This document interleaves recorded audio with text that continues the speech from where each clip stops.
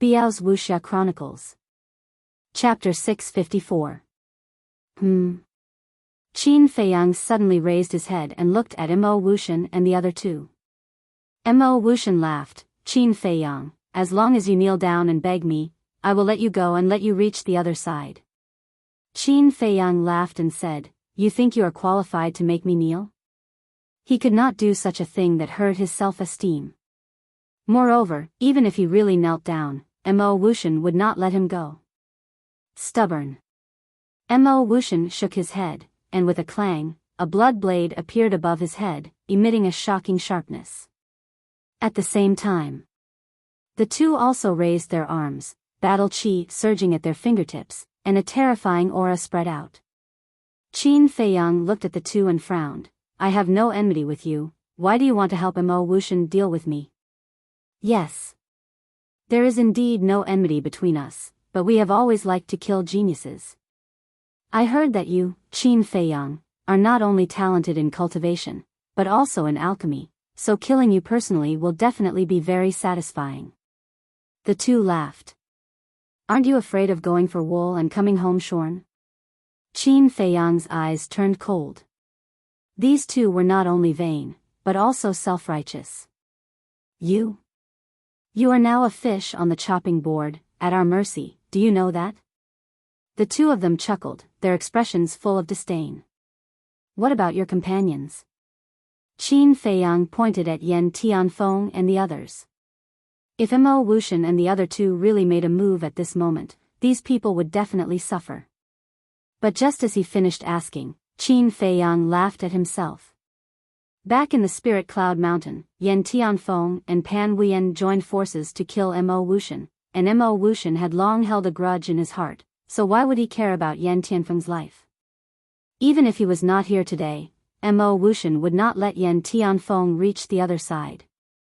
As for the two, although he did not know much about them, from the previous conversation, he could already tell that the two were selfish people.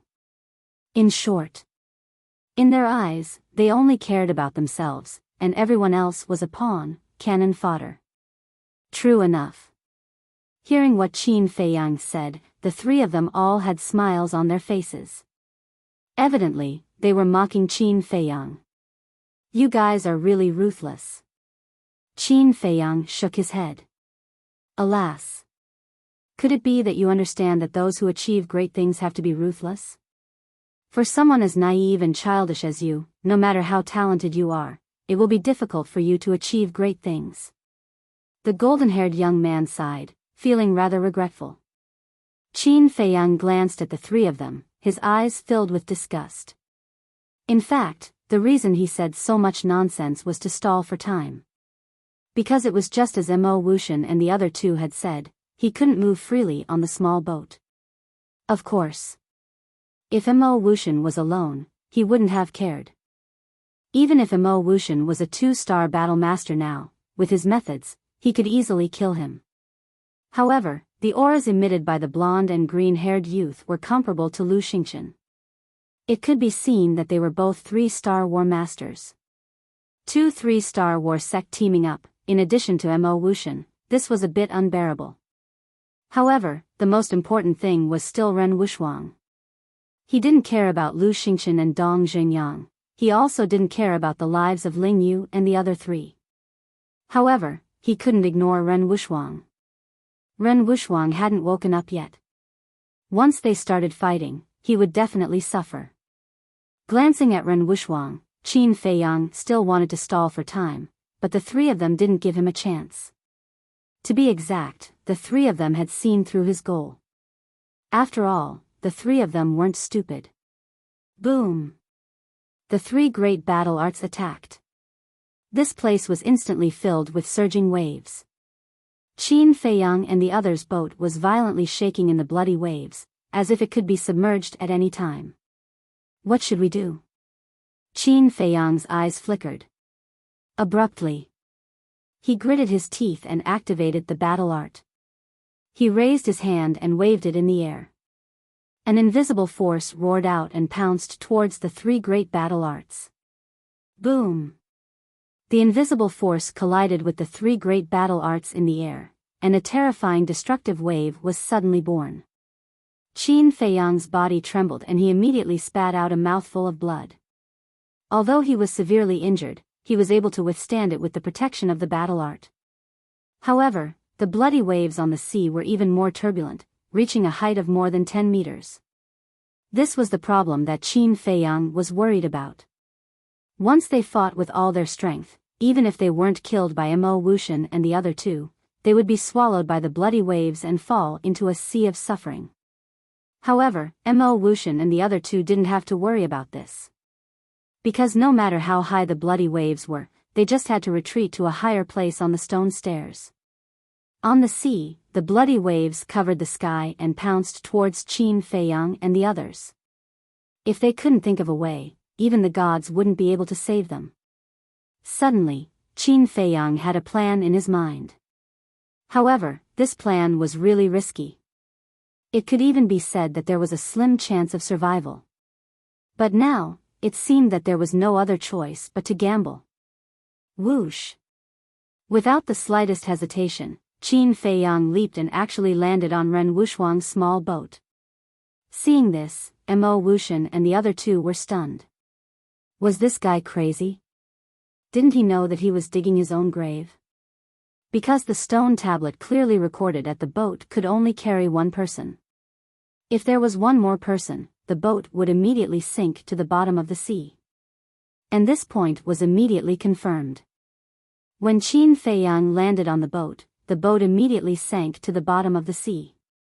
Moreover, Qin Feiyang's own boat also turned around and floated away. In other words, he had no way out now. He could either find a way to reach the shore or fall into the sea of suffering. The former was obviously impossible. Because Mo Wuxian and the other two wouldn't allow him to reach the shore. Moreover, even if the three of them didn't stop him, Qin Feiyang couldn't reach the shore without being able to fly. Therefore, only the latter was left, falling into the sea of suffering. But at this time, Qin Feiyang didn't panic at all. He waved his hand and directly sent Ren Wuxuang to the castle. Then, without hesitation, he jumped onto Dong Xingyang's boat and sent Dong Xingyang to the castle. Stupid!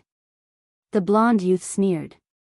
In order to save others, he didn't care about his own safety. How stupid! There's no other way. He's such a stupid person. Mo Wuxian shook his head and smiled. But this is good too. We don't have to do anything. He will fall into the sea of suffering himself. The green-haired youth smiled. In the blink of an eye. Just as the three of them were talking, Qin Feiyang saved Lu Xingchen and then looked at Zhao Yu and the other three. Since there was no way out, he might as well save them all.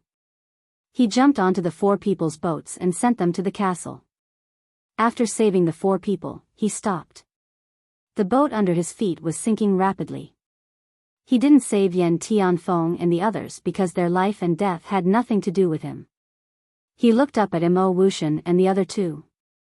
Mo Wuxian smiled and said, "You are only one step away from reaching the other shore. Are you unwilling now?" "Yes, I can't accept it." Qin Feiyang didn't deny it. Falling into the sea of suffering was a foregone conclusion. He didn't have the slightest confidence that he could escape alive. Maybe, in the end, he would become an emotionless blood puppet. Or maybe, he would be trapped in the castle and never be able to return to the capital and see his mother. I understand. If it were me, I would have gone crazy. But this kind of thing will never happen to me. In your next life, remember to open your eyes. Don't provoke people you can't afford to provoke. Mo Wuxian laughed and looked down at Qin Feiyang with the attitude of a victor. I will remember. Please remember too. Qin Feiyang's eyes narrowed slightly. A cold glint burst forth from his eyes. Then, he went to the ancient castle. Splash! The boat also sank to the bottom of the sea. And Yan Tianfeng and the others from Quanzhou and Changzhou were all swallowed by the blood waves. When the sea returned to calm, the blonde youth retracted his gaze and turned to Mo Wuxian and said, "Are you happy now?" "Yes. Thank you." But, forgive me for being blunt, but by helping me, you are actually helping yourselves. Because with Qin Feiyang's talent, if he enters the capital, he will definitely pose a great threat to you. Mo Wuxian laughed. Do I need you to say that? If not for this, would we attack him? Do you really think we are giving you face? Naive. The two looked at Mo Wuxian mockingly and then looked up at Tan Wu on the stone stairs.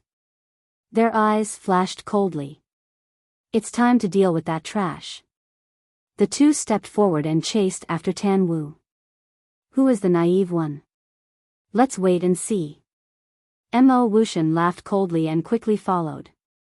What a pity to die like this.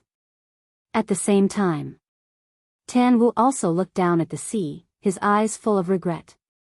If Qin Feiyang did not die, he would definitely become a great person in the future. Unfortunately, he died prematurely. Then, he looked at Mo Wuxian and the other two again. Murderous intent flashed in his eyes and then he continued to climb to the top of the stone stairs. At the same time, the ancient castle turned into a speck of dust and kept sinking to the bottom of the sea of bitterness. And the ancient castle fell into a dead silence at this moment. Whether it was Fatso and the rest or Qin Feiyang, they all had their heads lowered and their expressions were extremely ugly. Where is this? Suddenly, a confused murmur sounded, breaking the silence here. Qin Feiyang looked up and saw Lingyu looking at the ancient castle suspiciously. And Lu Xingchen, Dong Zhengyang, Ren Wushuang and the other three also woke up one after another. Lu Xingchen looked around and frowned. Brother Qin, what's going on? Why are we in your ancient castle? Ancient castle? Lingyu and the other three were surprised. Qin Feiyang said, unfortunately, we are now in the sea of bitterness. What? The few of them suddenly changed color. Qin Feiyang gave a simple and clear account of what had happened earlier. Lingyu immediately clenched his hands and gritted his teeth. Those three damn bastards, I will never forgive them. Is there any use in saying tough words now? Dong Zhengyang glanced at him impatiently and said, the most important thing now is to think of a way to leave the sea of bitterness. The few of them lowered their heads and frowned, deep in thought. Lu Xingchen glanced at the few of them and said to Qin Feiyang telepathically, Brother Qin, I haven't paid back the favor I owed you before, and now I owe you another one. When do you think I will be able to pay it back completely? There was a faint smile on his face, as if he was not very worried about the current situation. Then don't pay it back. Qin Feiyang said. How can that be? What I hate the most is to owe others, especially you, Qin Feiyang. Chapter 655. Qin Feiyang looked at Lu Xingchen and frowned slightly. What was this person trying to say? Suddenly, he noticed the smile on Lu Xingchen's face and said, Do you have a way to leave Bitter Sea? Lu Xingchen pondered for a moment and nodded. There is indeed a way. Qin Feiyang's eyes lit up. Lu Xingchen said, But I have a condition. A condition? Qin Feiyang raised his eyebrows. If I didn't save you, you would have become a blood puppet. Don't you think it's a bit excessive to talk about conditions with me now? That's a different matter. I will slowly repay you for saving my life in the future. Lu Xingchen said. Qin Feiyang said angrily, You're hitting me when I'm down. No. Lu Xingchen shook his head and smiled. I'm negotiating with you. There's no threat. Even if you don't agree in the end, I will still take you out of Bitter Sea. But I have no obligation to help Wolf King and Fatso. Hearing this, Qin Feiyang was furious to the extreme. This was not a threat. Even an idiot would be able to tell. Qin Feiyang suppressed his anger and said in a deep voice, Tell me, what condition? Lu Xingchen said, After entering the imperial capital, I need you to do something for me. As for what it is, I will tell you when the time comes. Qin Feiyang frowned. How could he agree so easily if it was so vague? Lu Xingchen looked at Qin Feiyang's expression and knew what Qin Feiyang was worried about. He said, "Don't worry, I won't let you do anything outrageous." Qin Feiyang gritted his teeth and nodded. "Okay, as long as it's not outrageous, I can agree." Lu Xingchen laughed. Brother Qin is indeed a straightforward person. "Boss, you and Lu Xingchen are exchanging flirtatious glances. Are you secretly plotting some shady business?" Fatso had been paying attention to them for a long time. "Too much nonsense." Qin Feiyang rolled his eyes at him. He looked at Lu Xingchen and said, "If you continue to dawdle, Mo Wuxian and the others might reach the top. We have to get rid of these three." Lu Xingchen's eyes flashed. With a wave of his hand, a mysterious force immediately enveloped Qin Feiyang. The next moment, Qin Feiyang felt his body lighten as he appeared in an unfamiliar place. He looked around suspiciously. This was a completely sealed secret chamber. It was about 1,000 feet wide, but there was nothing in this vast space. Qin Feiyang asked, "Could this be your spatial divine object?" "Yes." Lu Xingchen nodded.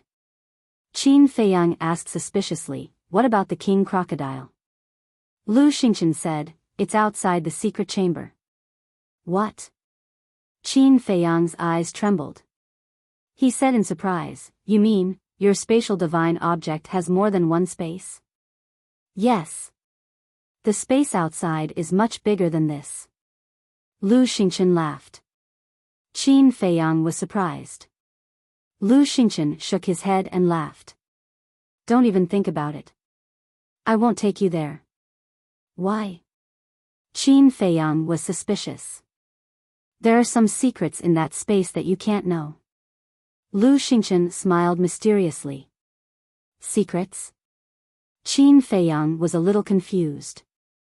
What secrets could he not know? "Don't think about it. You'll never know until you see it with your own eyes." Lu Xingchen laughed and waved his hand. The void in front of him suddenly shook.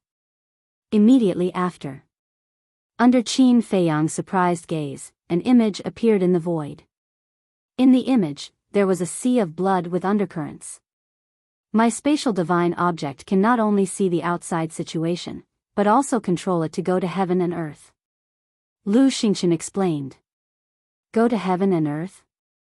Qin Feiyang suddenly felt incredulous. "In fact, as far as I know, every spatial divine object can do these two things. But the strange thing is, why can't your spatial divine object?" Lu Xingchen looked at him in confusion. "I don't know either." Qin Feiyang's eyes were full of confusion. Could it be that the ancient castle was of a lower grade than Lu Xingchen's spatial divine object? He shook his head, no longer thinking about these boring questions, and said, "Let's go." Even if the ancient castle was the lowest grade spatial divine object, he would cherish it like his life, because it was left to him by Uncle Yuan. Lu Xingchen immediately controlled the spatial divine object and swept towards the sea. Although Qin Feiyang could not sense anything in the secret room, from the image in the void, he could see that the spatial divine object was indeed moving. About 30 breaths of time. The surface of the sea of bitterness appeared in the image in front of them. In other words, the spatial divine object had now left the deep sea and was floating on the surface of the sea. Lu Xingchen waved his hand, and 3 more images appeared around them. As a result, they were able to see everything that was happening around them. The stone staircase was in one of the images. Lu Xingchen immediately controlled the spatial divine object and rushed towards the stone staircase. After approaching the stone staircase, he grabbed Qin Feiyang and instantly left the spatial divine object and landed on the first step of the stone staircase. Lu Xingchen smiled and said, "Very easy, right?" "Indeed." Qin Feiyang nodded and looked up at the top of the stone staircase. Mo Wuxian and the other 2 had already climbed 1/3 of the way up. As for Tan Wu, he had already climbed 2/3 of the way up. Lu Xingchen pointed to the sea in front of them and said with a smile, "Look, Wan Xiao and the others are also here." Qin Feiyang looked over and indeed saw 4 small boats on the sea 300 to 400 meters away. No. Weren't there 5 of them? Why were there only 4 small boats? Qin Feiyang looked carefully and found that Feng Huo was missing from the 5. It seemed that this person had also died on the way. For a moment, Qin Feiyang could not help but feel sad. How many young talents had died in this place? Was it worth it just to enter the imperial capital? Lu Xingchen patted his shoulder and said with a smile, "Everyone has their own fate, don't add to your sorrow. Quickly take back your ancient castle and chase after Mo Wuxian and the others." Take back the ancient castle? Qin Feiyang was taken aback, and asked suspiciously, "What do you mean?" Lu Xingchen said, "Your ancient castle is still at the bottom of the sea." What? Qin Feiyang was surprised. If you had directly entered my spatial divine object, then the ancient castle would definitely not have been separated from you. But just now, you entered my spatial divine object from inside the ancient castle. The ancient castle that is exposed outside is naturally still at the bottom of the sea. Lu Xingchen laughed. Qin Feiyang was suddenly enlightened. He carefully sensed that the ancient castle really wasn't in his body. Then, his mind moved slightly. Not long after, a circle of imperceptible ripples appeared on the calm surface of the sea. Qin Feiyang thought again, and a palm-sized ancient castle suddenly appeared in the void in front of him, emitting a mysterious aura. When Lu Xingchen saw the true appearance of the ancient castle, his pupils shrank slightly, and he said with a sound transmission, "Brother Qin, your ancient castle is not an ordinary object." "How do you know?" Qin Feiyang was puzzled. "I don't know either, maybe it's a kind of intuition, or maybe it's because of the aura it emits," Lu Xingchen said. Qin Feiyang looked at the ancient castle, and also felt that the ancient castle was covered with a mysterious veil, making it difficult for people to see through it. Maybe it really is not an ordinary object. Qin Feiyang muttered, and kept the ancient castle into his glabella. Then, the two of them chased after Mo Wuxian and the other two, their eyes becoming incomparably sharp. But suddenly, Lu Xingchen stopped, and said with a sound transmission, "Do you want to learn from Mo Wuxian and let Wan Qiu and the others be buried in the sea of bitterness? Is that necessary?" Qin Feiyang asked. Lu Xingchen was stunned, and shook his head with a smile. "Indeed, there is no need. With their current overall strength, to deal with Wan Qiu and the others, there was no need to use such despicable means. Mo Wuxian, aren't you going to wait for us?" The two of them continued to rush up, and at the same time, Lu Xingchen shouted loudly. "Mo Wuxian was stunned. This voice seemed a little familiar. He stopped, looked down, and his face suddenly changed, and exclaimed, "How is this possible? What's the fuss about?" The golden-haired youth frowned, and also looked down at Qin Feiyang and the other two, their faces full of disbelief. They didn't die? Did they see a ghost? The two of them rubbed their eyes hard, and looked at Qin Feiyang and the other two again. They really didn't die. In their hearts, stormy waves were immediately set off. They fell into the sea of bitterness and didn't die. How did they do it? At the same time, Tan Wu, who was at the top, also stopped moving forward, and looked at Qin Feiyang and the other two in surprise. Suddenly, the golden-haired youth asked, "Mo Wuxian, do they have any special treasures on them?" "Special treasures?" Mo Wuxian frowned and said, "I only know that Qin Feiyang has a space divine item that can hide in, and a dagger that can cut iron like mud. As for the other person, I don't know much. I think they were able to escape from the sea of bitterness because of Qin Feiyang's space divine item, or that dagger." The golden-haired youth's eyes were bright and full of greed. Mo Wuxian said in surprise, "What do you mean? Kill and steal?" The golden-haired youth said word by word, with a piercing murderous intent. "No. Didn't you see the person beside Qin Feiyang?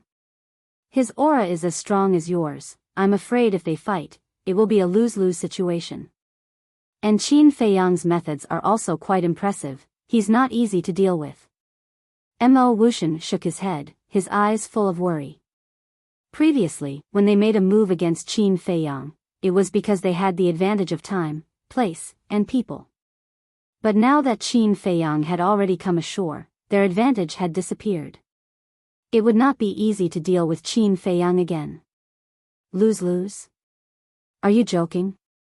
So what if that person is a 3-Star Wars sect? We have 2 3-Star Wars sects here, could it be that we can't beat him alone? As for Qin Feiyang, a mere 1-Star Wars sect is nothing to worry about. If you're afraid, then scram. In any case, after we kill them, you won't be able to get anything. The golden-haired youth said with contempt. Arrogant idiot, sooner or later you'll lose your life. Mo Wuxian secretly sneered, and nodded, all right, then I wish you good luck. With that, he turned around and ran up the stairs without looking back. The green-haired youth looked at Mo Wuxian and said disdainfully, what a cowardly and incompetent trash. The golden-haired youth shook his head, this kind of person, even if he enters the imperial capital, he won't be able to do anything. Following that, the two of them stood on the steps with their arms crossed, looking down at Qin Feiyang and Lu Xingchen. That arrogant attitude, that contemptuous gaze, it was as if they were waiting for their prey. But who was the prey? Chapter 656. At the same time. On the surface of the sea. Feng Wuxia and the other 3 stood on the boat and looked at the words, Permitha, on the stone tablet with ecstasy on their faces. Suddenly, Feng Wuxia noticed Qin Feiyang and Lu Xingchen on the stone stairs and said in a deep voice, as expected, they have already reached the other shore. Wan Xiao and the other 2 immediately raised their heads and looked at Qin Feiyang and Lu Xingchen with a cold glint in their eyes. Feng Hua is such a good person, but he died on the bridge of helplessness, and this bastard is still alive and well. It's really unfair. This confirms the saying that good people don't live long, but bad people live for 1,000 years. The 2 sisters gritted their teeth and felt indignant. Feng Wuxia sighed. In this world, there is no such thing as good and bad people, only the strong and the weak. Wan Xiao nodded. As long as one's fist was strong enough, no one would dare to say anything even if one did something outrageous. There would even be people who admired and followed you because you were strong enough. Suddenly, the 4 of them noticed the 2 blonde young men. Wan Xiao said, they are from Quanzhou and Changzhou. Feng Wuxia looked at the 2 blonde young men, then at Qin Feiyang and Lu Xingchen. The atmosphere is a little strange. Strange? Wan Xiao and the twins were stunned. They looked carefully and indeed found a clue. Feng Wuxia's eyes flashed and he looked away. Ignore them, let's go ashore first. The 4 of them drove the boat and quickly broke through the blood puppet's encirclement and entered the forbidden area. There was no suspense. The 4 of them immediately stopped and were confused by all kinds of illusions. On the stone stairs, Qin Feiyang and Lu Xingchen had also arrived below the 2 blonde young men, less than 10 meters away. Don't you have many companions? Why don't I see them? The green-haired young man looked at the 2 of them suspiciously. Do you still need to ask? They must be dead. The blonde young man laughed.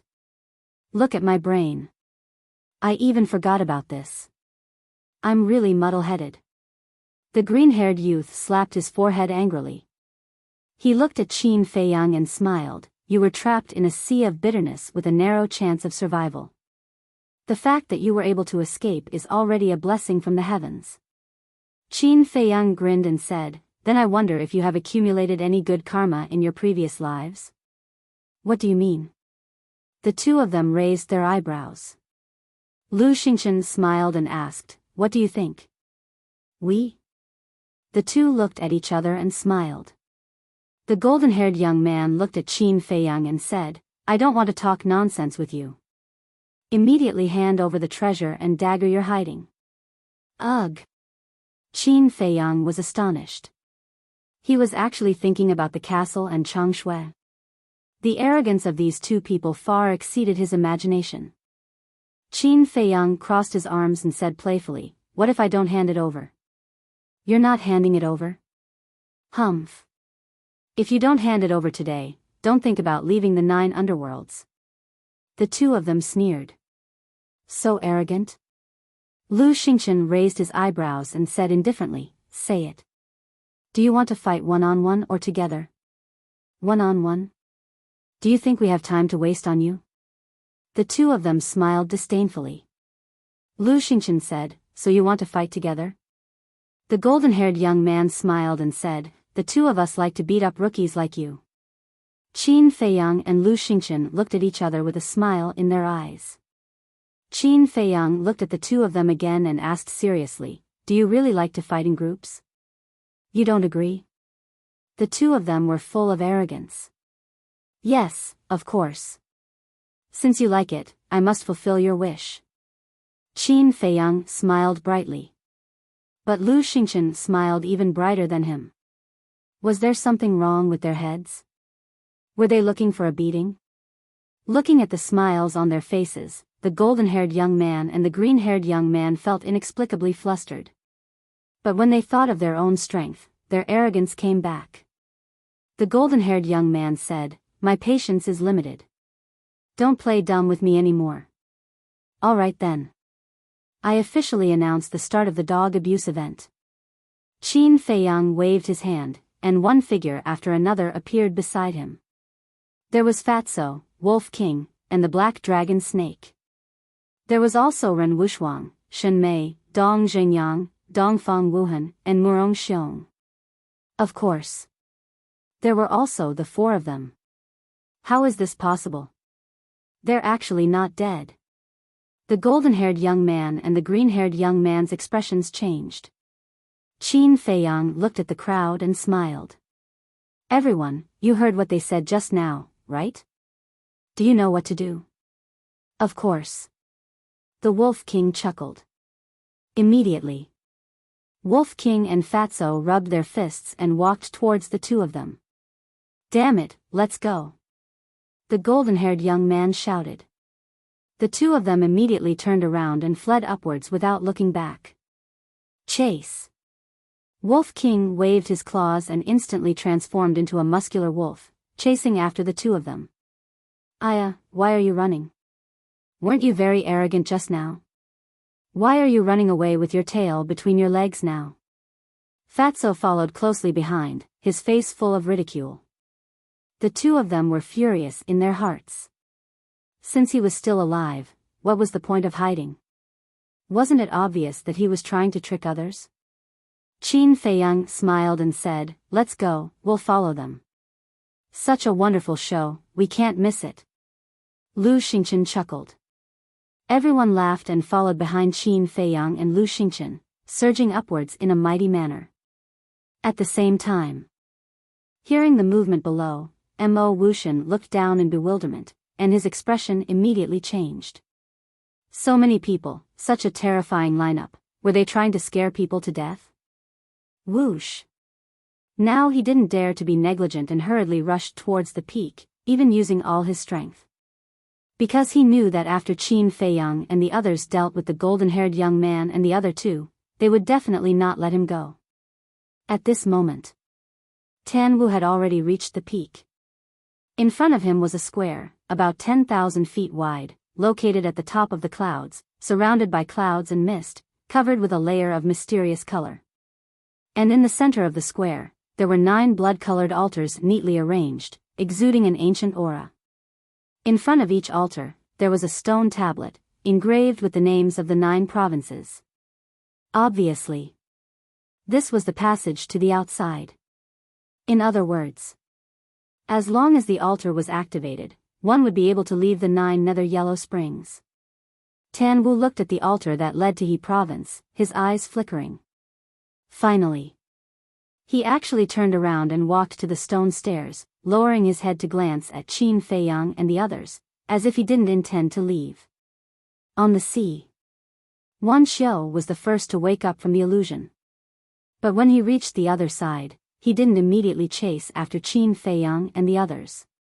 Instead, he stood on the stone stairs, waiting for Feng Wuxia and the others. In fact, he was afraid. The lineup on Qin Feiyang's side was too terrifying, and unless it was a last resort, he couldn't face them head-on. "Two little brats, don't run if you have guts." "Yeah, it's so tiring, stop, Fat Lord promises not to hit you."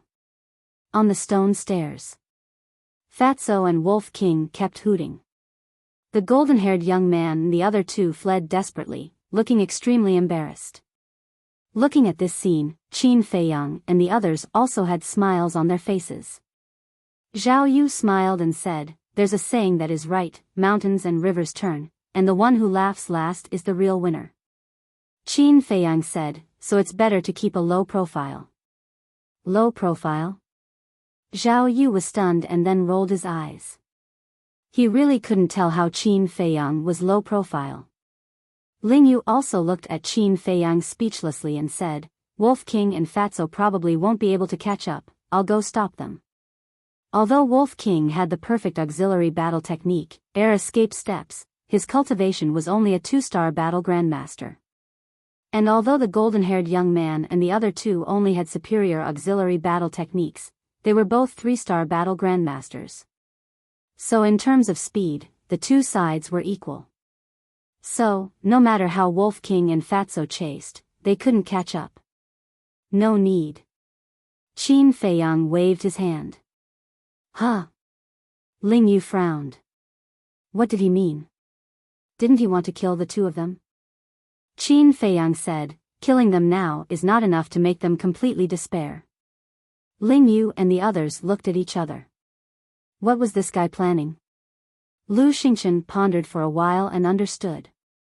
He gave Qin Feiyang a thumbs up and said, "You also plan to deal with Dongfang Wuhan and Murong Xiong like this?" "Of course." Qin Feiyang replied. Lu Xingchen glanced at Dongfang Wuhan and Murong Xiong from the corner of his eyes, and the corner of his mouth pursed into a meaningful smile. At the same time, Dongfang Wuhan and Murong Xiong were also secretly talking. Murong Xiong sighed, "I didn't expect us to really come to the other side." "Yeah, now we're just waiting to enter the capital." Dongfang Wuhan was also very excited. Murong Xiong asked, "What about Qin Feiyang?" "Him? Humph. Although we only reached the other side with his help, it doesn't mean that I have to be grateful to him. When we leave this place, I will let him know who the real winner is." Dongfang Wuhan sneered secretly. "Yes. We can't let him ride on our heads again." Murong Xiong nodded. "He won't. The number 1 alchemist in the inner palace can only be me." Dongfang Wuhan's eyes flashed with a wisp of cold light. Time passed breath by breath. Mo Wuxian, who was in front, had finally climbed to the top. When he saw the 9 altars, he was immediately overjoyed and immediately rushed toward the altars. Swish! However, at this moment, Tan Wu stood in front of him. Mo Wuxian was slightly taken aback and said angrily, "Tan Wu, what are you doing?" "What am I doing? Isn't it obvious?" Tan Wu revealed a mouthful of white teeth. "You want to help Qin Feiyang stop me? Why? What benefits did Qin Feiyang give you? Tell me, I can give you double." Mo Wuxian was both shocked and angry. Now that he was only 1 step away, how could he be stopped here? Tan Wu shook his head and said, "He didn't give me any benefits." "Then why? Don't tell me that the number 1 person in the inner palace of He province still has to curry favor with him. Where is your dignity? Where is your face?" Mo Wuxian roared. "Curry favor with him? Since you want to know so much, then I'll tell you. Back then, he could have killed me, but he didn't do so in the end, so I have to return this favor to him." Tan Wu said. Mo Wuxian said angrily, "But you also said that your companions all died in his hands. Now that you're still helping him, are you worthy of those who died?" Tan Wu was a 2-star war master, and he was also a 2-star war master. If they were to really fight, he was not afraid. Chapter 657. Qin Feiyang did indeed kill my companion. But he did spare my life. Otherwise, I wouldn't have the chance to stand here, much less be the first person to reach the other side. As a person, one must distinguish between gratitude and grudges. Tan Wu said expressionlessly. It seems that no matter what I say, you won't listen. You're determined to stop me. Mo Wuxian's gaze was gloomy. That's right. Tan Wu nodded. Since that's the case, then I can only offend you. Killing intent, open. Mo Wuxian let out a stern shout, and blood energy immediately surged all over his body. This place was instantly enveloped by a terrifying killing intent. Clang! With a wave of his hand, a blood blade appeared out of nowhere, emitting a shocking sharpness. This was his strongest battle art. At the same time, a bloody light rushed out from behind him. Within the bloody light, there was a small blood-colored sword. It was only the length of a thumb, but the sharpness it released was even more terrifying than the blood blade. This was his battle soul. To use his strongest battle art at the first moment and activate his battle soul, it was enough to show how anxious he was now. Those who block the way, die. He raised his head and roared. The blood blade and the small blood-colored sword immediately shot towards Tan Wu. However, Tan Wu did not move at all, and there was not the slightest bit of nervousness on his face. I admit that you're very strong. But you're very unfortunate to have met me, because I'm invincible in the same realm. Even a 3-star war sect might not be my match. Tan Wu's body shook, and a palm-sized ancient mountain soared into the sky, floating high in the sky, emitting a mysterious aura. Following closely, strands of invisible energy gushed out from the ancient peak, surging in all directions. And when these energies enveloped the blood blade and the small blood-colored arrow, their speed suddenly slowed down. And it was directly slowed by half. How is this possible? Mo Wuxian's gaze froze. This is the innate ability of my battle soul, gravity domain. No matter what it is, as long as it's in this domain, its speed will be suppressed by half. As Tan Wu spoke, he walked towards the small blood-colored sword and the blood blade in large strides, as if they were nothing. When he got close, his body slightly tilted, and the blood blade and the small blood-colored sword brushed past him, not causing him any harm. At the same time, the gravity domain rushed towards Mo Wuxian, and Mo Wuxian immediately felt a terrifying gravitational force pressing down on him. He tried to take a step forward, and sure enough, his speed was halved. Tan Wu, take it that I'm begging you, all right? As long as you let me go, I will repay you double in the future. Initially, Mo Wuxian still had some confidence, but upon seeing this terrifying gravity domain, he started to panic. Do you think I'm a child? He's so gullible. Tan Wu shook his head as a trace of ridicule crawled up in his eyes. After spending so much time with Mo Wuxian in the Sea of Bitterness, he understood Mo Wuxian's character quite well. Not only was Mo Wuxian a snobbish person, but he was also a vengeful person. If he really let Mo Wuxian leave now, he didn't know how to deal with him in the future. I swear that I will never cause you any trouble. Please believe me, okay? Mo Wuxian pleaded. Now, he could already sense Qin Feiyang's aura, which meant that he was not far from the peak. If this dragged on, it would be over for him. Tan Wu said coolly, want to leave is very simple, defeat me. You damned bastard, do you really think that I, Mo Wuxian, am a pushover? If you want to die, I'll fulfill your wish. Mo Wuxian was enraged. Clang! That blood-colored sword and blood blade turned in the air and attacked Tan Wu's back. While he executed auxiliary battle arts, carrying a monstrous killing intent as he charged towards Tan Wu head-on like a madman. At this moment, he could be said to be unscrupulous. But Tan Wu had no intention of clashing head-on with him at all. He just pestered him, not letting him leave. Qin Feiyang and the rest below also sensed the battle fluctuations of Tan Wu and Mo Wuxian. Lu Xingchen asked suspiciously, why did the two of them start fighting first? I don't know. Qin Feiyang shook his head. A moment passed. The golden-haired youth duo finally reached the peak. The moment they saw those 9 altars, their eyes revealed ecstasy. And like Mo Wuxian previously, they immediately rushed towards the altars that led to Kuan State and Changzhou. Quickly help me. Seeing the 2 people come up, Mo Wuxian also seemed to have seen his savior and hurriedly called for help. However, the golden-haired youth duo did not pay attention to him at all. Because now they could not even protect themselves, how could they still help Mo Wuxian? But they did not notice that there was an invisible gravitational field in front of them. They directly barged in, and their speed immediately decreased greatly. What's going on? The 2 of them turned pale with fright. Mo Wuxian roared, "This is the gravitational field, the innate ability of Tan Wu's battle soul. It can suppress our speed.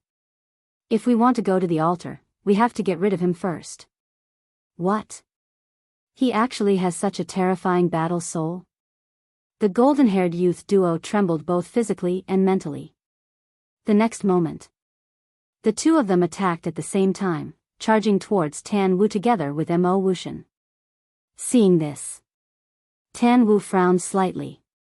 With a wave of his hand, battle chi suddenly broke out of his body, turning into a huge wave that pounced towards the 3 of them. Whoosh! It was also at this moment Qin Feiyang and the rest reached the peak one after another. Seeing this, Wolf King chuckled, "It's actually 1 against 3. Tan Wu, why don't you go to the heavens?" Tan Wu said angrily, "Stop making sarcastic remarks. If it wasn't for Qin Feiyang, I wouldn't be bothered to meddle in other people's business. Why aren't you coming to help?" Although the gravitational field was heaven-defying, there was still a limit. Facing Mo Wuxian and the other 2, he had no confidence at all.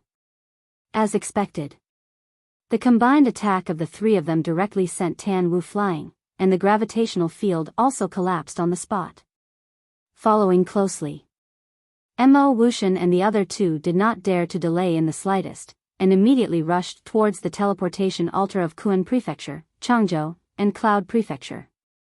At the same time, Qin Feiyang looked at Ling Yu and the other 3, and transmitted his voice, "The 4 of you, you can chase after them now, but don't stop them.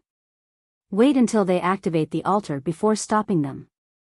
Stop them after activating the altar? The 4 of them looked at each other, their eyes filled with suspicion. But they did not ask further.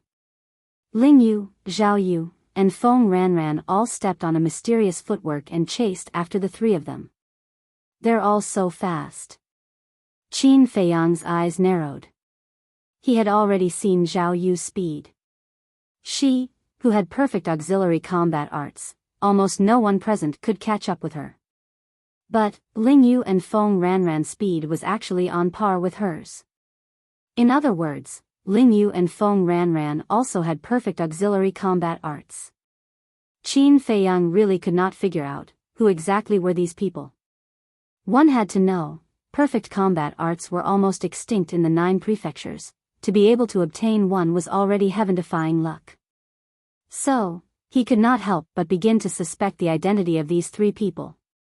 He looked at Luo Dan, who was next to him, and wondered if this woman also had perfect combat arts. At the same time, Mo Wuxian and the other 2 were also panicking. This speed was too terrifying, right? The blonde youth shouted, "Quick, as long as we activate the altar, no matter how fast they are, they can't stop us." Boom! Before they got close to the altar, the 3 of them activated their battle chi and rushed towards the 3 altars. This was because by the time they got close, the altars would have already been activated. By then, they would not have to waste any more time and could just jump up directly.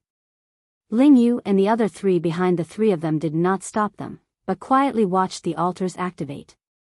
Buzz! In less than 3 breaths, the 3 teleportation altars emitted a bright bloody light at the same time. Mo Wuxian and the other 2 were overjoyed. Now, no one could stop them from leaving. Qin Feiyang, just you wait, if I don't settle this score with you, I swear I'm not human. The blonde youth laughed coldly. Mo Wuxian and the green-haired youth did not hide the murderous intent on their faces. Since the altars had already activated, they naturally had nothing to worry about. However, they did not notice that Qin Feiyang's lips were pursed into a mocking smile at this moment. 30 meters. 20 meters. 10 meters. A mere 10 meters was just a step for Mo Wuxian and the other two.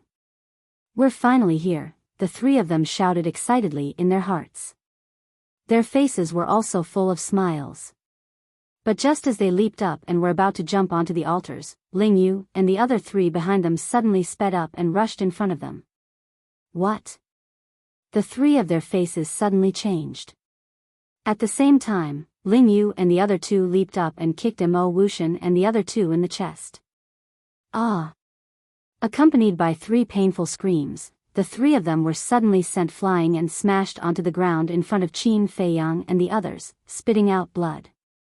But the three of them did not hesitate and immediately got up and rushed towards the altars. I'm afraid you won't be able to leave today.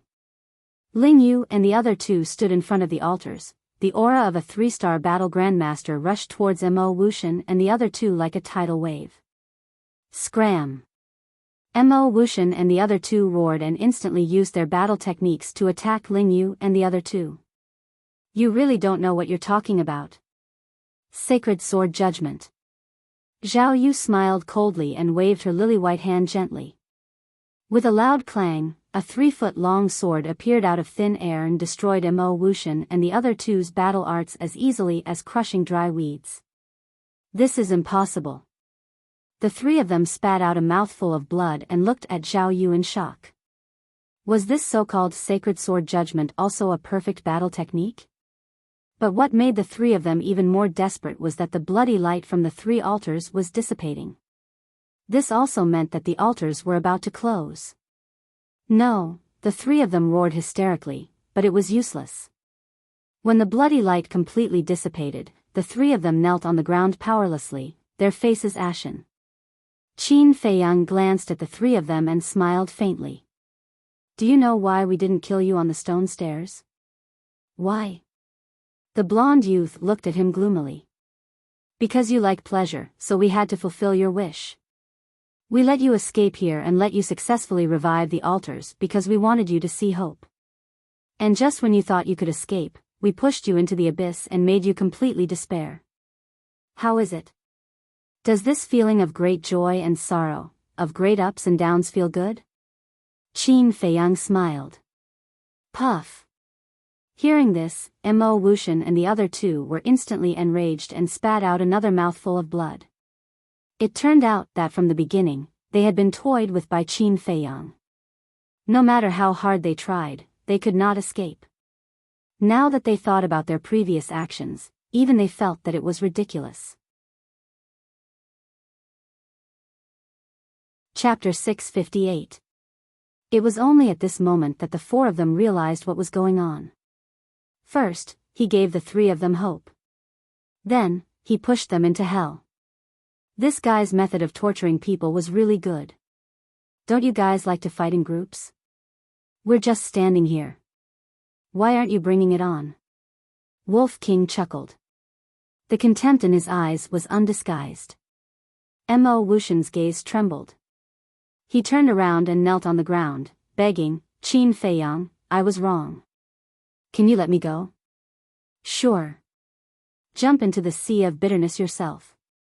If you don't die, I won't kill you. Qin Feiyang said indifferently. Mo Wuxian's body and mind trembled. With a bitter face, he said, aren't you sending me to my death? Why would I? We can escape from the sea of bitterness. With your ability, you can definitely do it too. Qin Feiyang said with a smile. Mo Wuxian's face instantly turned pale. What's the use of begging him? Do you think he's a soft-hearted person? The blonde youth said. Mo Wuxian said angrily, what else do you think we should do? I don't want to die. Don't worry. We won't die because I have a plan to escape. The blonde youth said. Say it. Mo Wuxian and the green-haired youth's spirits rose. There are a few one-star battle ancestors among them. As long as we catch one of them, we can use it to threaten them. The blonde youth said. Okay, let's do it. The green-haired youth nodded without hesitation. Because there was no other way, they could only take a gamble. Mo Wuxian gritted his teeth and said, okay. As long as we can escape, I'll listen to your orders. Then listen carefully. Later, we'll attack Qin Feiyang and attract their attention. You take the opportunity to catch those two women. According to my observation, those two women are the weakest. The blonde youth said. The two women he was referring to were Ren Wuxuang and Shen Mei. No problem. Mo Wuxian replied. With his strength, he had full confidence that as long as no one was in his way, it would be easy to catch the two of them. In the blink of an eye. As soon as the three of them reached an agreement, the golden-haired youth and the green-haired youth stood up and rushed towards Qin Feiyang with monstrous killing intent. It was as if he was going to fight to the death. Still not giving up? Everyone looked at each other with a hint of mockery in their eyes. Moreover, they didn't move at all. They just looked at the two of them quietly. Seeing this, the golden-haired youth and his companion were bewildered. What's going on?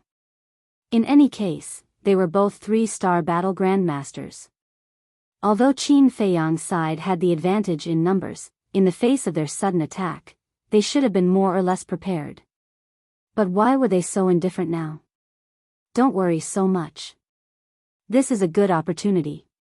Because Qin Feiyang is their backbone. As long as we take him down, we can immediately turn the tables. The golden-haired youth said. The green-haired youth nodded. Qin Feiyang was much more valuable than those two women. The two of them sped towards Qin Feiyang. At the same time, they were paying close attention to Lu Xingchen, Ling Yu, Feng Ranran, and Zhao Yu. Because the four of them were the people they were most afraid of. 20 meters. 10 meters. At this moment, the golden-haired youth and his companion were only one step away from Qin Feiyang. Seeing that Lu Xingchen and his companions were still indifferent, the two of them were overjoyed. They suddenly swooped down and their large hands reached out like an eagle's claw. They were about to grab Qin Feiyang. Whoosh! But at this moment, Luo Dan, who was on the side, took a step forward and stood in front of Qin Feiyang. Bitch, get out of my way. The two of them immediately roared angrily. At the same time, the 5 fingers of the eagle's claw-like hand suddenly contracted and clenched into a fist. Battle chi gushed out and blasted towards Luo Dan. However, the anxious two of them didn't notice Luo Dan's cultivation at all. Not only are your characters bad, even your mouths are dirty. You should be slapped. Luo Dan's gaze turned cold. She moved lightly and calmly avoided the two's fists. Then, she raised her jade-like hand and slapped the two of them directly in the face. Smack. 2 crisp slapping sounds were heard. It was especially ear-piercing. The golden-haired youth and his companion were sent flying on the spot. They rolled on the ground pathetically and spat out blood. Their faces were swollen like pig heads. As expected, she also mastered the perfect auxiliary battle technique. Qin Feiyang muttered. Luo Dan was right in front of him, so when Luo Dan moved earlier, he saw it clearly. That speed was not inferior to Ling Yu and his companions at all. He looked at the golden-haired youth and his companion again. The two of them were stunned. They touched their burning faces and couldn't come back to their senses for a long time. Mo Wuxian, who was next to them, was even more frightened. He didn't expect Qin Feiyang to have such a terrifying woman by his side. At this moment, his heart was filled with fear and he completely forgot the task given to him by the golden-haired youth. At the same time, Ling Yu, Feng Ranran, and Zhao Yu walked over. Ling Yu smiled and asked, Brother Qin, how do you plan to deal with them? Qin Feiyang smiled and said, Of course, I'll let them have a taste of suffering. Understood. Ling Yu nodded. Don't. Mo Wuxian and his companions suddenly came back to their senses and knelt on the ground. Their pale faces were filled with panic. You don't want it and you don't want it? Ling Yu sneered. He grabbed Mo Wuxian and dragged him to the edge of the square. Please, let me go. Just treat me as a dog that bites people. Being dragged to the edge of the square, Mo Wuxian was scared out of his wits when he saw the sea of blood below. He kept kowtowing to Ling Yu and begging for mercy. Don't compare yourself to a dog, because you're not worthy. Ling Yu smiled disdainfully. He lifted Mo Wuxian and threw him out like trash. You bastards, I swear, I won't let you go even if I become a ghost, Mo Wuxian roared with hatred. Unable to fly in the air, he could only watch himself fall into the sea of suffering. What could be more torturous than this? More despair? In the end. With a thud, Mo Wuxian fell into the sea of suffering and was instantly swallowed by the waves of blood. Only a voice full of resentment was left, echoing between heaven and earth for a long time.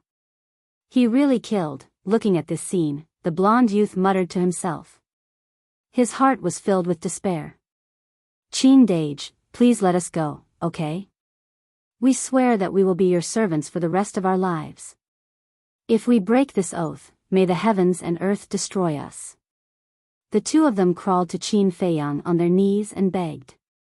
Qin Feiyang shook his head. I don't need servants, and you're not worthy. The blonde youth said angrily, do you really want to kill us all? If you didn't provoke us first, why would we do this to you?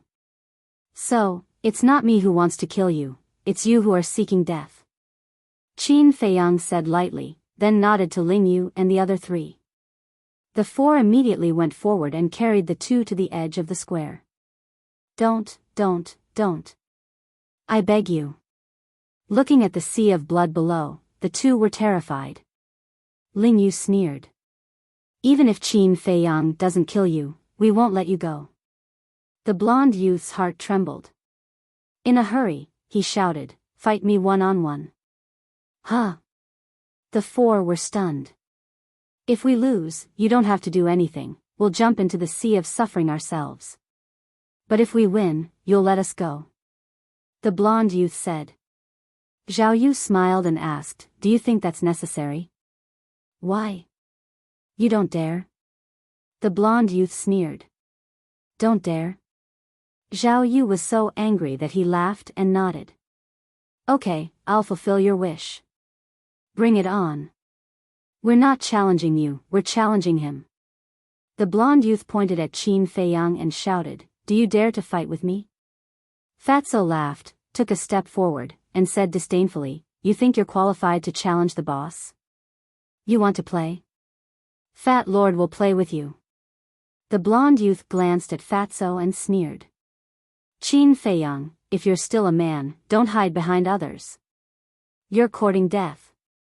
Fatso's eyes were filled with murderous intent. But at this moment, Qin Feiyang pushed Fatso away and said with a faint smile, since you want to challenge me so much, I'll fulfill your wish before you die. Ren Wuxuang's face suddenly changed.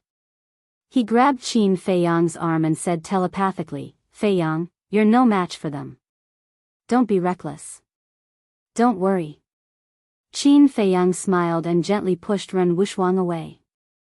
Then he walked to the blonde youth and said, it's too troublesome to fight one by one. Let's fight together. What? At this moment, it was not only Ren Wuxuang. Everyone was looking at Qin Feiyang with dumbstruck expressions. 1 against 2. Was this guy crazy? Didn't he know that the two blonde youth were both 3-star War Master? Even Wolf King and Fatso couldn't help but worry. They naturally understood Qin Feiyang's strength, but the two of them weren't simple people either. The most important thing was that they had never fought with the blonde youth and knew nothing about their methods and trump cards.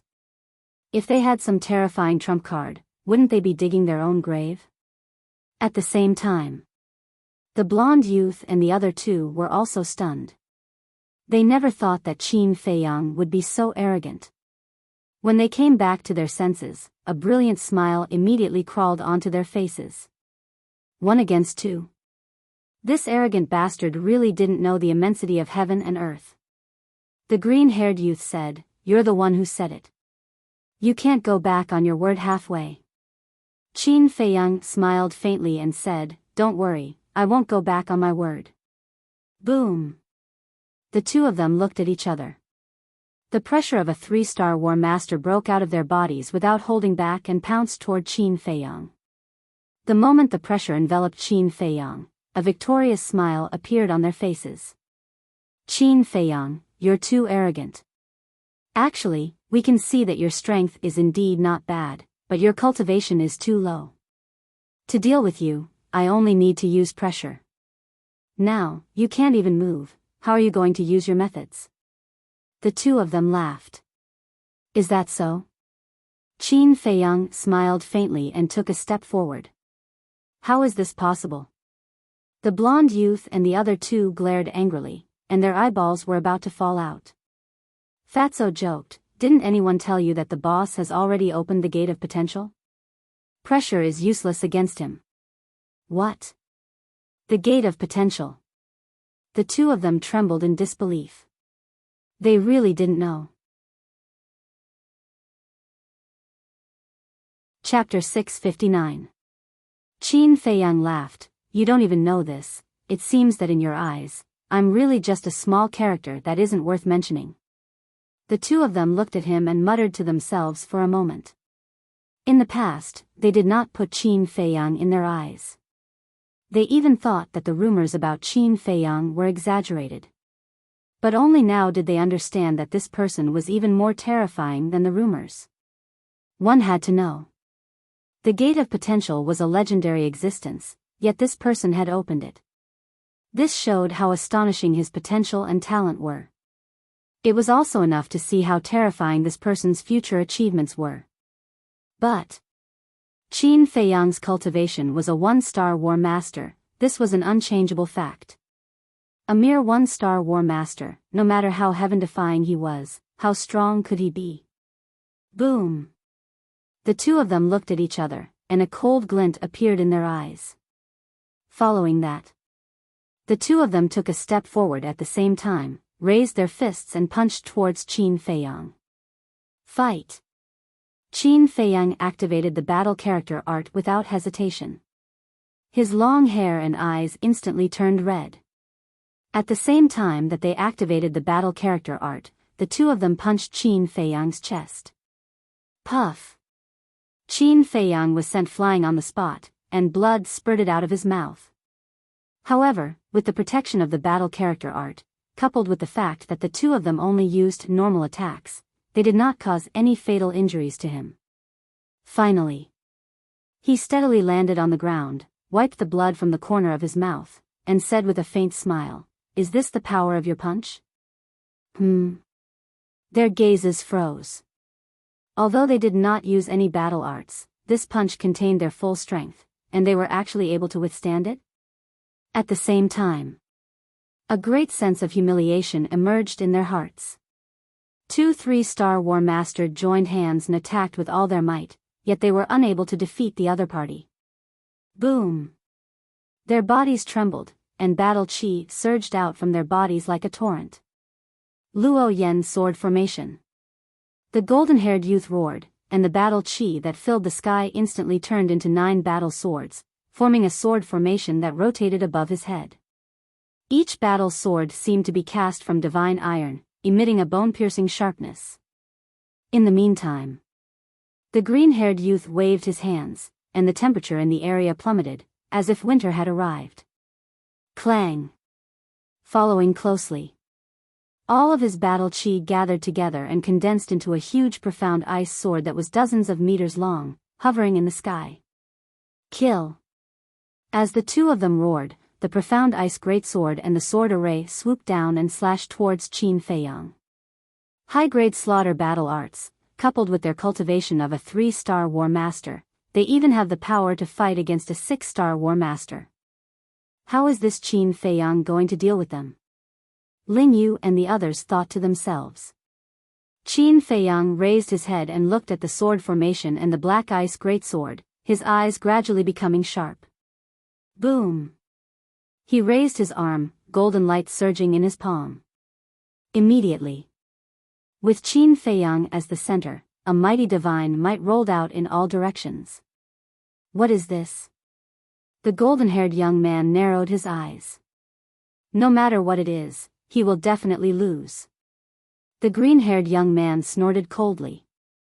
As long as they used their battle arts, even if Qin Feiyang had a perfect battle art, he would not be their match.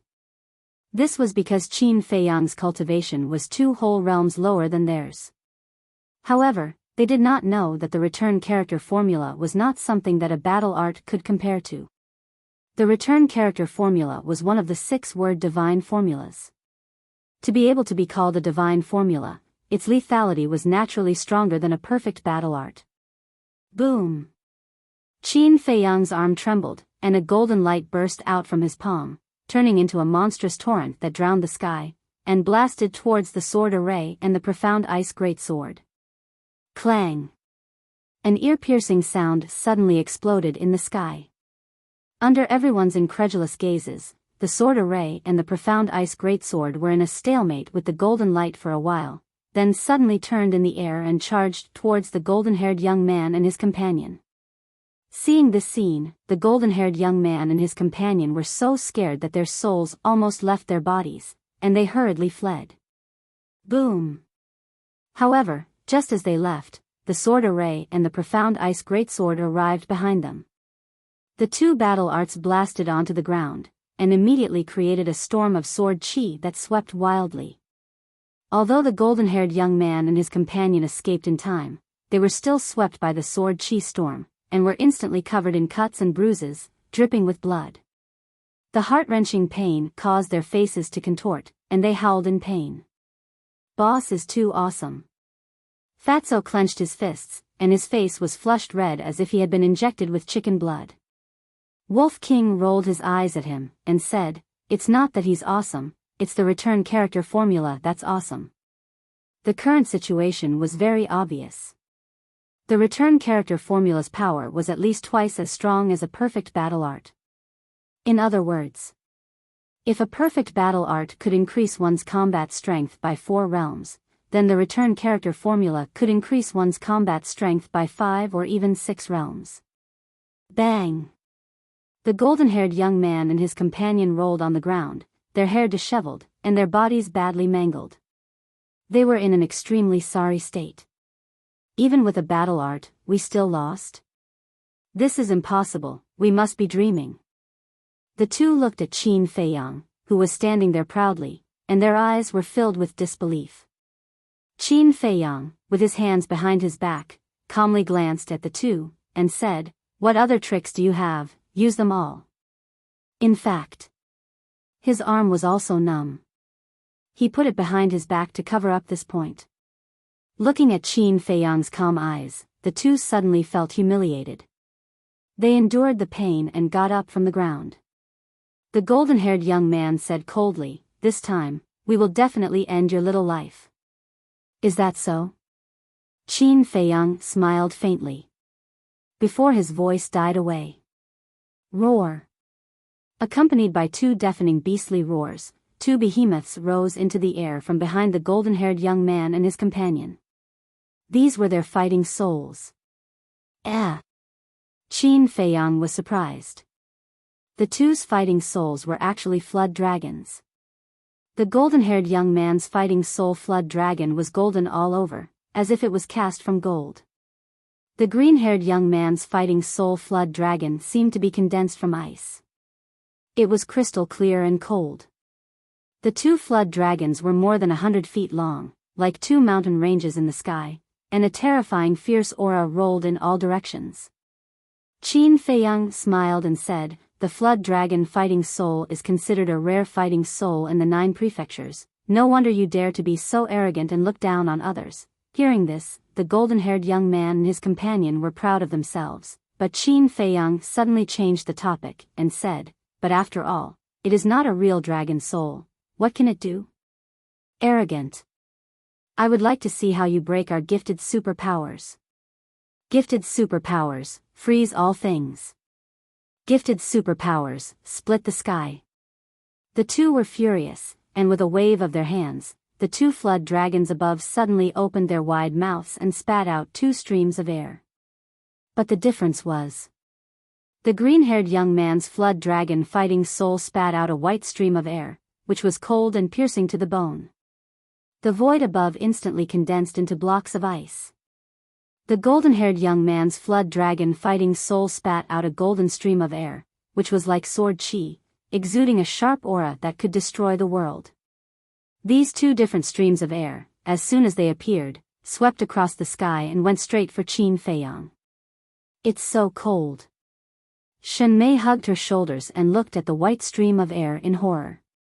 The cold air emitted by the stream of air could not be dispelled by battle qi, and directly entered her body through her pores, freezing her blood. The sharpness of the golden stream of air is also very scary. Dong Zhengyang's face was solemn. They were hundreds of meters apart, but when the sharpness surged, he could not help but feel waves of intense pain, let alone Qin Feiyang who was standing opposite them. At this moment, he must be facing a lot of pressure. Dong Zhengyang could not help but feel worried. Indeed, as Dong Zhengyang had expected, Qin Feiyang was not feeling well at all. The cold air rushed toward him, and his limbs were almost stiff. The invisible sharpness even tore his clothes, leaving glaring wounds on his body. Looks like I've underestimated their battle souls. However, you're not the only ones with battle souls. His eyes shone brightly as he muttered to himself. Boom! A wave of fire surged out from behind him. Amidst the wave of fire, the nine-leaf fire lotus was completely red, and it exuded a majestic aura. The temperature in this place rose rapidly as well. In an instant, the void around Qin Feiyang seemed to have turned into a huge furnace. Following that, Qin Feiyang waved his arm. The 9 fire lotus leaves fell at the same time. They swept up waves of fire as they shot toward the 2 flood dragons. Explode! Qin Feiyang's eyes shone brightly as he shouted. Every word was sonorous and powerful, and it resounded through the clouds. Boom! The 9 fire lotus leaves exploded one after another, and the destructive shockwaves immediately surged out in all directions with an overwhelming force. At this moment, the sky changed color, and the void trembled. Dong Zhengyang and the others were forced to retreat. Their eyes were filled with shock. It's rare to see 9 fire lotus leaves exploding at the same time. Fatso muttered. That's right. This proves that their battle souls are really powerful. Wolf King said. Fatso's eyes were filled with disdain as he snorted. No matter how powerful they are, how can they be more powerful than Boss? Boss has 3 battle souls. 3. When Dong Zhengyang and the others heard this, they looked at Fatso in shock. Ling Yu and the other 3 might not know, but Dong Zhengyang and the others knew very well that Qin Feiyang only had 2 battle souls. Why would Fatso say that he had 3? Could it be that Qin Feiyang was hiding another battle soul? Fatso immediately realized that he had let it slip. He smiled sheepishly and said, I'm sorry, it's 2. Really? Lu Xingchen looked at him doubtfully. Fatso said angrily, nonsense, how can there be anyone in this world who has 3 battle souls? That's true. Lu Xingchen nodded.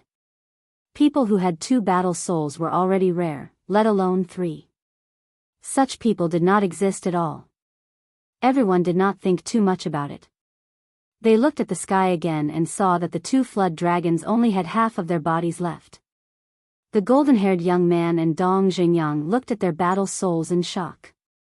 What kind of battle soul was the 9-leaf fire lotus? How could it be so ridiculously powerful? However, Qin Feiyang was slightly disappointed. Initially, he thought that the explosion of the 9 fire lotus leaves could easily destroy the 2 flood dragons. However, only half of them were destroyed. However, when he thought about it, there was a huge gap between his cultivation base and theirs. The fact that the 9-leaf fire lotus could do this proved that it was stronger than the flood dragon's battle souls. If he was a 3-star combat grandmaster now, the 9-leaf fire lotus would definitely be able to achieve an overwhelming victory. In fact, he might only need 1 fire lotus leaf to destroy the 2 flood dragons' battle souls. When he thought about this, he felt relieved. It's time to end this. Then, he muttered under his breath. His gaze changed abruptly. It was as sharp as a blade. Clang! Another wave of flames shot into the sky. Amidst the flames, the crimson battle sword was like a divine weapon.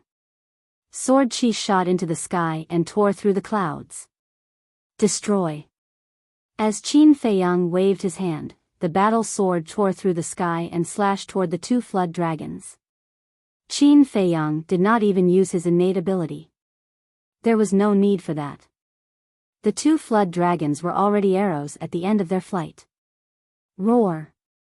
As expected, the battle sword's aura was like a rainbow. The two flood dragons were reduced to ashes on the spot. Pooh! The destruction of their battle souls caused the golden-haired young man and his companion to tremble. They kept vomiting blood. Their blood-stained faces were ashen. Qin Feiyang was too powerful. Although he was only a one-star combat grandmaster, he was like an invincible god of war. A sense of helplessness rose in their hearts. Clang! The crimson battle sword descended from the sky and stopped above the two flood dragons' heads. Sensing the terrifying sharpness, the two flood dragons immediately collapsed powerlessly. Qin Feiyang looked at the two flood dragons from afar and said indifferently, "You've lost." "We've lost," the two flood dragons muttered with self-mockery on their faces. Two 3-star combat grandmasters against a 1-star combat grandmaster, yet they still lost. It was too laughable. Rather than living with humiliation, it was better to die with pride. Swoosh! Chapter 660. Looking at the surging waves on the sea, Qin Feiyang and the others were a little stunned. They thought that the two of them would shamelessly beg for mercy again, but they didn't expect them to jump down so straightforwardly. Ling Yu smiled and said, "Their current behavior is quite admirable. They have no choice. They have nothing left but their last bit of self-respect." Tan Wu sighed. Wolf King turned to look at him and asked in confusion, "You just said that you stopped them for little Qin Zi?" "Yes." Tan Wu nodded and looked at Qin Feiyang. "From now on, you and I don't owe each other anything." Qin Feiyang said with a smile, "We're all family." "You're too polite." "Family?" Lu Xingchen and the others were surprised. What was going on? Weren't these two people at odds? When did they become so close? Tan Wu scratched his head and was also dumbfounded. Only Fatso and Wolf King knew that Qin Feiyang hadn't given up on the idea of subduing Tan Wu. Qin Feiyang smiled and said, "You don't understand? Then I'll explain it to you. As long as you agree to join us, we'll be family." Tan Wu's face darkened and he said angrily, "Don't even think about it." Qin Feiyang said, "I don't want to either, but I like you too much. I can't control myself." Damn, so mushy. Everyone present had goosebumps all over their bodies. This bastard, couldn't he be more serious when he spoke? A man telling another man that he liked you and even said that he couldn't control himself. Wasn't this perverted? At the same time, Tan Wu also looked at Qin Feiyang vigilantly. His hands were placed in front of his chest, looking like he was startled. Obviously, he really misunderstood and thought that Qin Feiyang had some special fetish. Cough cough. Ren Wuxuang glanced at Tan Wu and coughed dryly. "Feiyang, you have to watch your words." Ugh. Qin Feiyang was stunned. He looked helplessly at Tan Wu and said, "Don't misunderstand. I only fancy your talent and ability. I'm not interested in you as a person." "Who?" Tan Wu immediately heaved a sigh in relief and shook his head as he said, "This is absolutely impossible." Qin Feiyang said, "What if I tell you that I can help you unlock the door of potential?" Tan Wu's eyes trembled. Who wouldn't be tempted by such a temptation? However, to be Qin Feiyang's follower for the rest of his life, he really couldn't let go of his pride. In the end, he shook his head and said, "I'm sorry. Although I'm eager to open the door of potential, I prefer to be unrestrained. Qin Feiyang couldn't help but frown. This person was really stubborn. Looking at Qin Feiyang's expression, a sense of uneasiness involuntarily welled up in Tan Wu's heart. He clasped his hands and said, "The favor has already been repaid. The remaining matters have nothing to do with me either. Farewell." Of the 36 stratagems, escape is the best strategy. But at this moment, Wolf King took a step in front of him and said with a chuckle, "Want to leave? It's not that easy." Fatso also had a sinister smile on his face as he blocked behind Tan Wu. Tan Wu's gaze turned dark. He was not afraid of anyone present, except for Wolf King. Because Wolf King's battle soul was seriously too terrifying. Qin Feiyang looked at Tan Wu, his gaze flickering indeterminately. Finally, he said to Wolf King and Fatso, "Let him go." Emin? One man and one wolf frowned. Tan Wu also had a look of surprise. Qin Feiyang said with a faint smile, "I believe that sooner or later, you'll come and find me one day. I also welcome you to come and find me at any time." "That will never happen." Tan Wu's reply was very straightforward. Qin Feiyang smiled and said, "Then we'll wait and see." Tan Wu took a deep look at Qin Feiyang, then walked straight to the altar and quickly activated it. Qin Feiyang seemed to have suddenly thought of something and said with a voice transmission, "Tan Wu, I have a question to ask you. Is your gravity domain effective on everyone?" "It's effective on everyone, but it also depends on the other party's cultivation. If the opponent's cultivation is the same as mine, it can suppress half of their speed. But if their cultivation is one small realm higher than mine, then they can only suppress 1/3 of their speed. If it's 2 small realms higher than me, there will also be a certain suppression effect, but the effect won't be great." Tan Wu explained with a voice transmission. Qin Feiyang said with a smile, "This is already very powerful." In a battle between powerhouses, speed was the key to affecting the battle situation. Even if it was just a little bit faster, it was possible to turn defeat into victory. "Are there any other questions? If not, I'll give you a piece of advice." Tan Wu said. "Speak." Qin Feiyang said. Tan Wu said, "You killed everyone in Maihe province. When the big shots find out about this, they will definitely come looking for trouble with you. You'd better be careful." After saying that, Tan Wu jumped onto the altar and quickly disappeared from everyone's sight. "Looking for trouble with me," Qin Feiyang muttered, the corners of his mouth pursing into a sneer. Fatso frowned and asked with a voice transmission in confusion, "Boss, didn't you want to take him in as your subordinate? Why did you let him go? Then let me ask you first. If it were you and someone else offered to help you open the door of potential, would you refuse? I want to hear the truth." Qin Feiyang asked secretly. "No." Fatso shook his head. "But this person refused. What does this mean?" "This means that his will is very firm and he won't be confused by external things. And this kind of person, once he chooses to follow someone, he will always follow them wholeheartedly and will never betray them. So we can't use force to deal with him." Qin Feiyang said with a smile. "So that's how it is." Fatso suddenly understood and chuckled, "Boss, don't worry, Fat Lord will never betray you. Come on, if not for the potential pill, if not for my identity, you might have flown away long ago."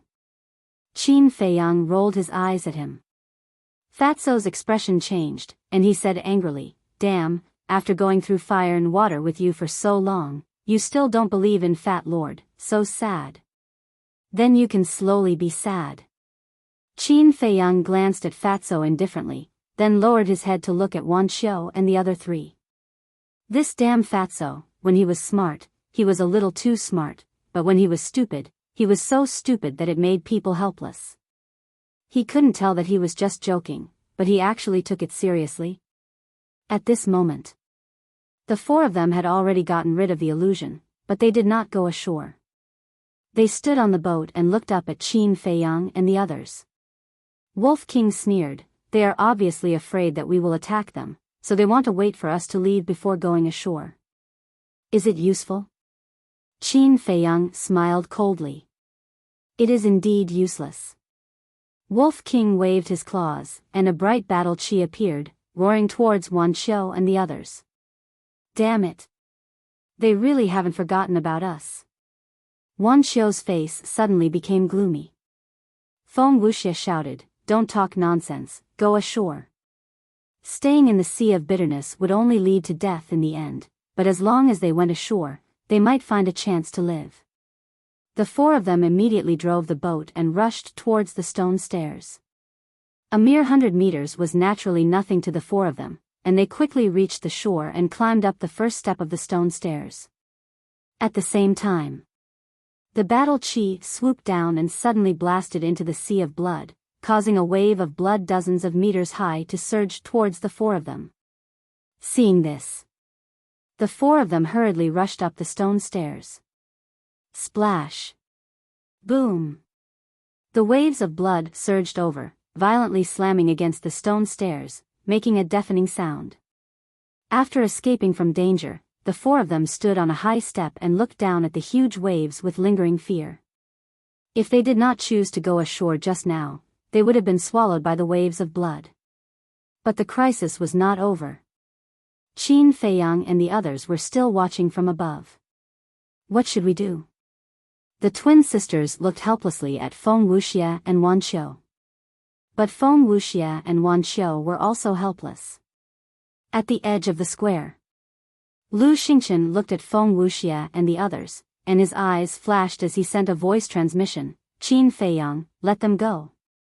Qin Feiyang raised his eyebrows.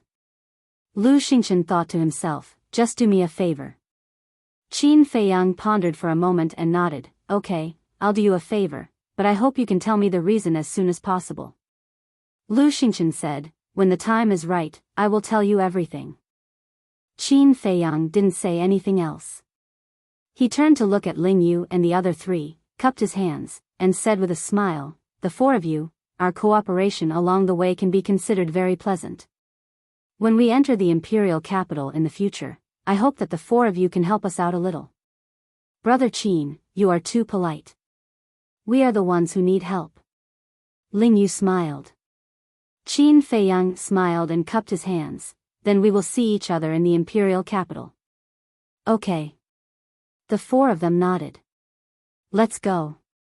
Qin Feiyang called out and walked towards the altar that led to the spiritual state. "They are leaving just like that?" Dong Zhengyang was slightly taken aback. He caught up with Qin Feiyang and asked, "Why didn't you kill them?" Now was the best time to kill Wan Qiu and the others. If they missed it, they might never find such an opportunity again. "Let's talk about it after we enter the imperial capital." Qin Feiyang smiled faintly. Dong Zhengyang looked at Qin Feiyang suspiciously. He really could not figure out what this guy was thinking.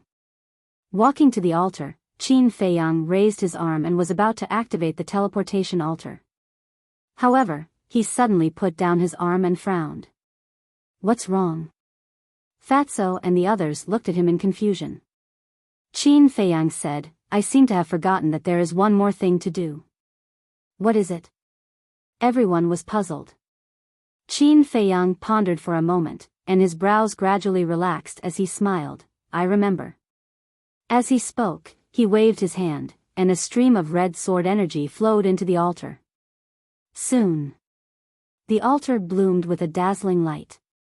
Qin Feiyang looked at Dong Zhengyang and the others and said with a smile, "Go up." Everyone looked at him suspiciously and jumped onto the altar one after another. But just as Dongfang Wuhan and Murong Xiong jumped onto the altar, Qin Feiyang suddenly stretched out his hand and pulled the two of them down, making them roll on the ground awkwardly. This action immediately attracted everyone's attention. Wolf King and Lu Xingchen also remembered that there was indeed one more thing to do. There was also a touch of ridicule in their eyes. However, Dongfang Wuhan and Murong Xiong were completely unaware of it. They only thought that Qin Feiyang was dissatisfied with them going up first.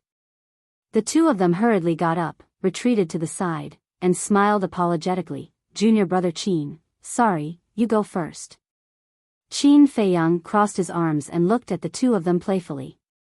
The two of them were shocked, and an uneasy premonition welled up in their hearts. Qin Feiyang asked with a smile, don't you think it's strange? What's strange? The two of them were puzzled. Qin Feiyang raised the corner of his mouth slightly and said, answer my question first. Do you think that you deserve to be killed for what you did on the way? Yes, yes, yes. Chapter 661. Qin Feiyang continued, then do you know why not only did I not kill you, I even helped you reach the other side? Dongfang Wuhan suppressed the uneasiness in his heart and smiled. Because junior brother Qin has a good heart. Huh, Qin Feiyang couldn't help but laugh and shook his head. It's not like you don't know me. Do I look like a good person? Looking at the smile on Qin Feiyang's face, the uneasiness in their hearts grew stronger. Suddenly, Qin Feiyang's gaze turned cold as he sneered. The reason why I didn't kill you was because I wanted to keep you alive until now. The two of them trembled both physically and mentally, and their faces were filled with panic. You've seen the despair of Mo Wuxian and the other two, right?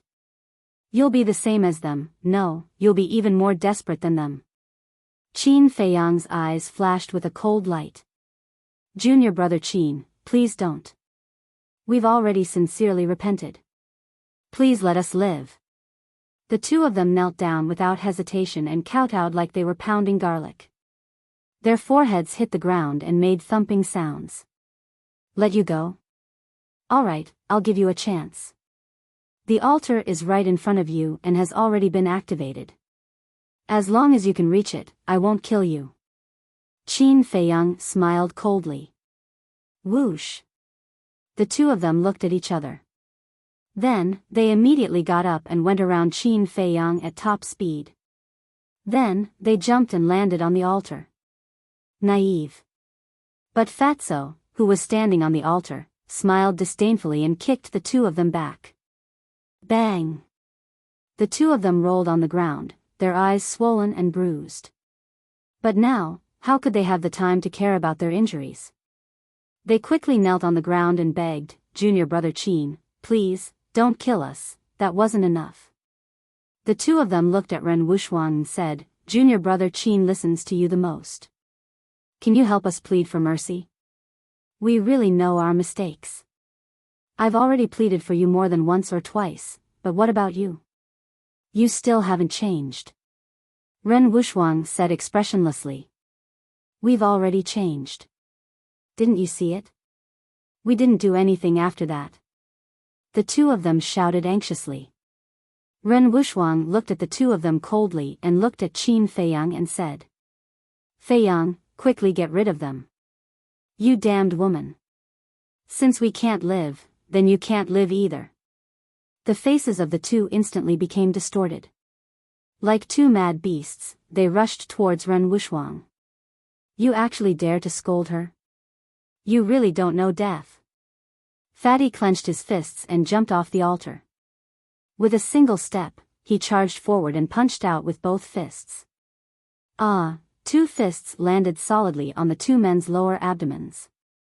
Their sea of chi shattered on the spot, and their blood-curdling screams resounded through the skies. He directly threw Wuxuang and threw Feiyang. At last. Without any suspense, the two of them fell into the sea of bitterness with hearts full of resentment and despair, drowning in the waves of blood. Trash. Fatso glanced at the sea in disdain, then turned to Qin Feiyang and laughed. Boss, it's done. Qin Feiyang smiled faintly and said, let's go. Okay. Fatso shouted and quickly jumped up the altar. Qin Feiyang also jumped up and saluted Ling Yu and the others. Goodbye. Goodbye. The four of them also saluted. Only after Qin Feiyang and the others disappeared did the four of them look away. Ling Yu shook his head and smiled. This guy really hasn't changed at all. Anyone who offends him doesn't end well. The three of them also had a smile on their faces. But suddenly, Feng Ranran frowned and asked suspiciously, "What's going on with Wan Xiao and the others? Qin Feiyang was planning to kill them before, why did he suddenly give up? Why don't we help him get rid of them?" Zhao Yu was eager to try. "Don't." Ling Yu hurriedly stopped her. "Qin Feiyang must have his reasons for doing this. It's better if we don't interfere." "That's right, if we ruin his plans, when we meet in the future, he might blame us." Luo Dan smiled. "Boring." Zhao Yu pouted his red lips. Ling Yu shook his head and laughed. "Let's go, it's time to report to that old man." With that, the four of them also activated the altar and left. However, Wan Xiao and the others did not know that Qin Feiyang and the others had left. Because the teleportation altar was in the center of the square, they could not see it. They all thought that Qin Feiyang and the others were still waiting for them. Therefore, the four of them were hesitant. Time passed breath by breath, and after an hour, Feng Wuxia finally could not hold it in and said angrily, "Isn't it just death? What's the big deal? You guys wait here, I'll go meet them." After saying that, he ignored the twins' attempts to stop him and dashed upwards. But when he reached the peak, he was dumbfounded. Where are they? Why are they all gone? After a long while, he came back to his senses. He walked to the edge of the square and shouted at Wan Xiao and the others, "They're all gone, come up." Gone? The three of them looked at each other in confusion. When they reached the peak, they looked at the empty square and could not come back to their senses for a long time. Feng Wuxia said, "Although I don't know why, I'm sure we're saved." "That bastard pervert, what is he planning?" The sisters frowned. They really could not figure it out.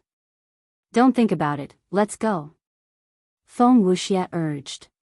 He did not want to stay in this damned place for a moment longer. The sisters nodded and followed Feng Wuxia to the altar that led to Kong Province. Wan Xiao looked at the backs of the three and said, "The next time we meet in the imperial capital, we might be opponents. At that time, I won't show mercy." "Then let's wait and see." Feng Wuxia smiled evilly. He activated the altar and left without looking back. Wan Xiao glanced at the endless sea of blood with a cold glint in his eyes. He muttered, "Qin Feiyang, just you wait, I'll settle this score with you." Then, he activated the altar and left.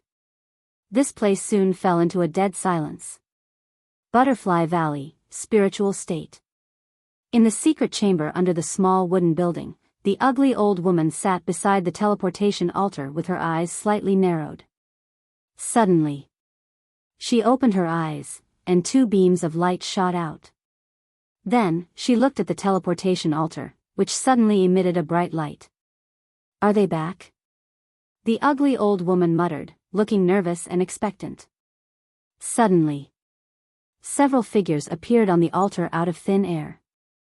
The leader was Qin Feiyang. "They're back."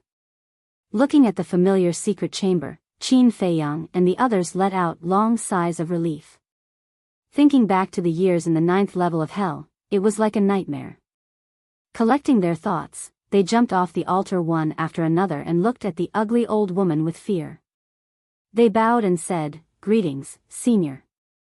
When they first came to Butterfly Valley, the scene of this old woman brutally killing those who wanted to pick herbs was still vivid in their minds. However, the ugly old woman didn't care about the others. Her gaze was firmly locked onto Qin Feiyang as she said, "Did you win?" "Yes. Although we're not the first people to reach the other side, we're all in the top 50. Qin Feiyang smiled. "Good." The ugly old woman was overjoyed. She patted Qin Feiyang's shoulder and nodded. "Kid, I knew you wouldn't let me down." Qin Feiyang scratched his head and laughed dryly. After the ugly old woman calmed down, she glanced at everyone and said coldly, "Qin Feiyang and Fatso stay here. Everyone else, go out first." "Yes." Lu Xingchen and the others responded respectfully and left the secret room as if they were running for their lives. The Wolf King lay on Qin Feiyang's shoulder and the black dragon snake coiled around Fatso's wrist. Naturally, they stayed behind. You're being so mysterious. You're definitely up to no good. Fatso pursed his lips and said, Old witch, can you give us the antidote for the black fiend poison now? What did you call me? The ugly old woman's face turned cold. No, it's Senior. Fatso's expression changed. With a flattering smile, he changed his words. Senior, can you give us the antidote? Before entering the 9th level of hell, the ugly old woman gave them the black fiend poison again. She even said that it was an evolved version of the black fiend poison. Although they didn't pay much attention to it in the 9th level of hell, it was still troublesome. The ugly old woman rolled her eyes at him and took out 2 black pills and threw them to the 2 of them. The pills were the size of a finger and emitted a faint fragrance. Qin Feiyang and Fatso each grabbed one and threw it into their mouths. Then, they looked into their hearts. That pill was really magical. As soon as it entered their bodies, it turned into a wave of energy and went straight to their hearts. In less than 10 breaths, the black fiend poison was completely neutralized. Seeing that the black fiend poison was neutralized, Qin Feiyang couldn't help but let out a long breath. He looked up at the ugly old woman and asked, Senior, why did you use this method to force us to win? The ugly old woman pondered for a moment and sighed. Because I want to leave the spiritual state and enter the imperial capital. Leave the spiritual state? Qin Feiyang and Fatso looked at each other, their eyes full of suspicion. Seeing that you two get along quite well, I'll tell you. I'm actually the previous mansion master of the spiritual state. The ugly old woman said. Qin Feiyang, Fatso, and Wolf King's eyes widened. They never thought that this old witch was actually the previous mansion master. No wonder even Wang Hong had to be respectful when he saw her. Isn't it a little hard to believe? The ugly old woman laughed. It would have been fine if she didn't laugh, but this laugh made the scar on her face even more twisted and terrifying. The 2 men and 2 beasts didn't dare to look. Qin Feiyang nodded and said, It is a little hard to believe. Humph. Let me tell you, I'm much stronger than old man Ren. It's just that ever since I stepped down, I've been staying here and have never shown my face in front of anyone. So much so that not many people know me. The ugly old woman snorted. Qin Feiyang frowned and said, Then why are you staying here, Senior? This old body is here to protect this teleportation altar. Because this is not only the passage to the netherworld, but also the only passage to the imperial capital. So, there must be someone guarding here at all times. The ugly old woman explained. So that's how it is. Qin Feiyang and Fatso were enlightened. Fatso asked, Then does the other 8 states also have such altars? Yes. The ugly old woman nodded. Qin Feiyang was puzzled. Then why did you step down, Senior? Because I want to live in the imperial capital forever. Although being the mansion master gives me the opportunity to enter the imperial capital, this will never be realized. The ugly old woman sighed deeply. Chapter 662. What do you mean? Qin Feiyang and Fatu were puzzled.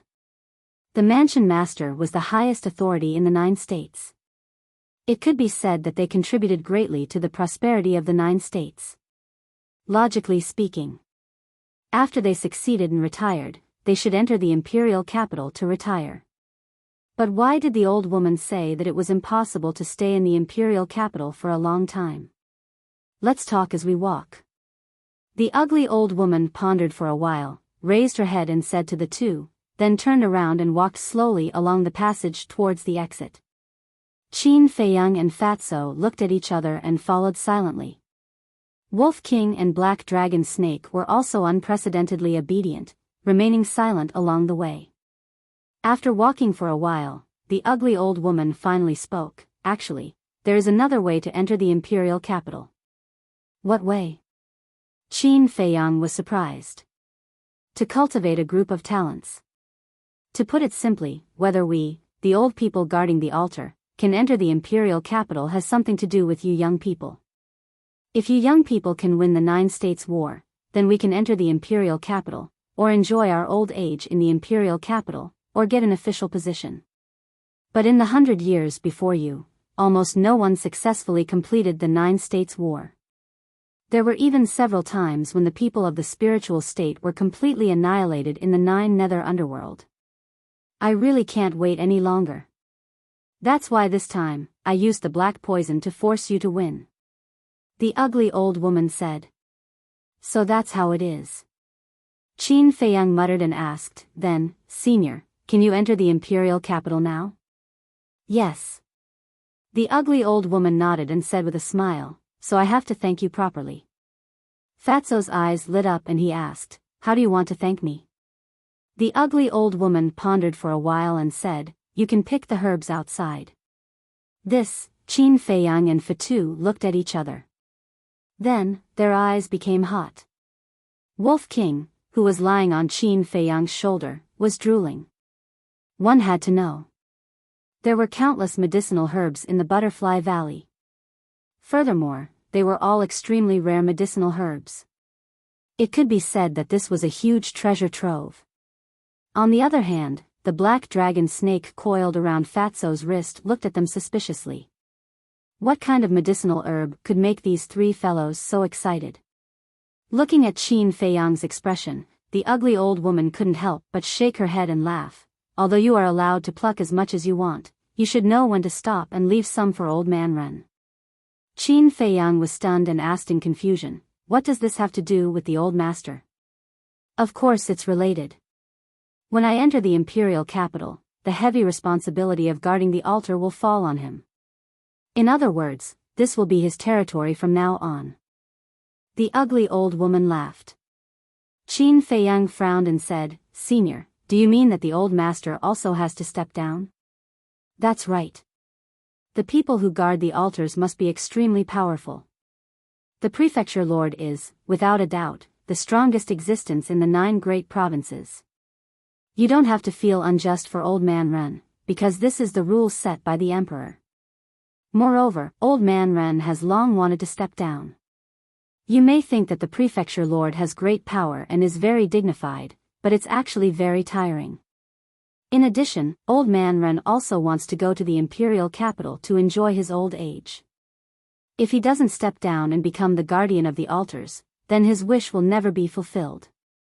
This is the sorrow of being born in the 9 great provinces.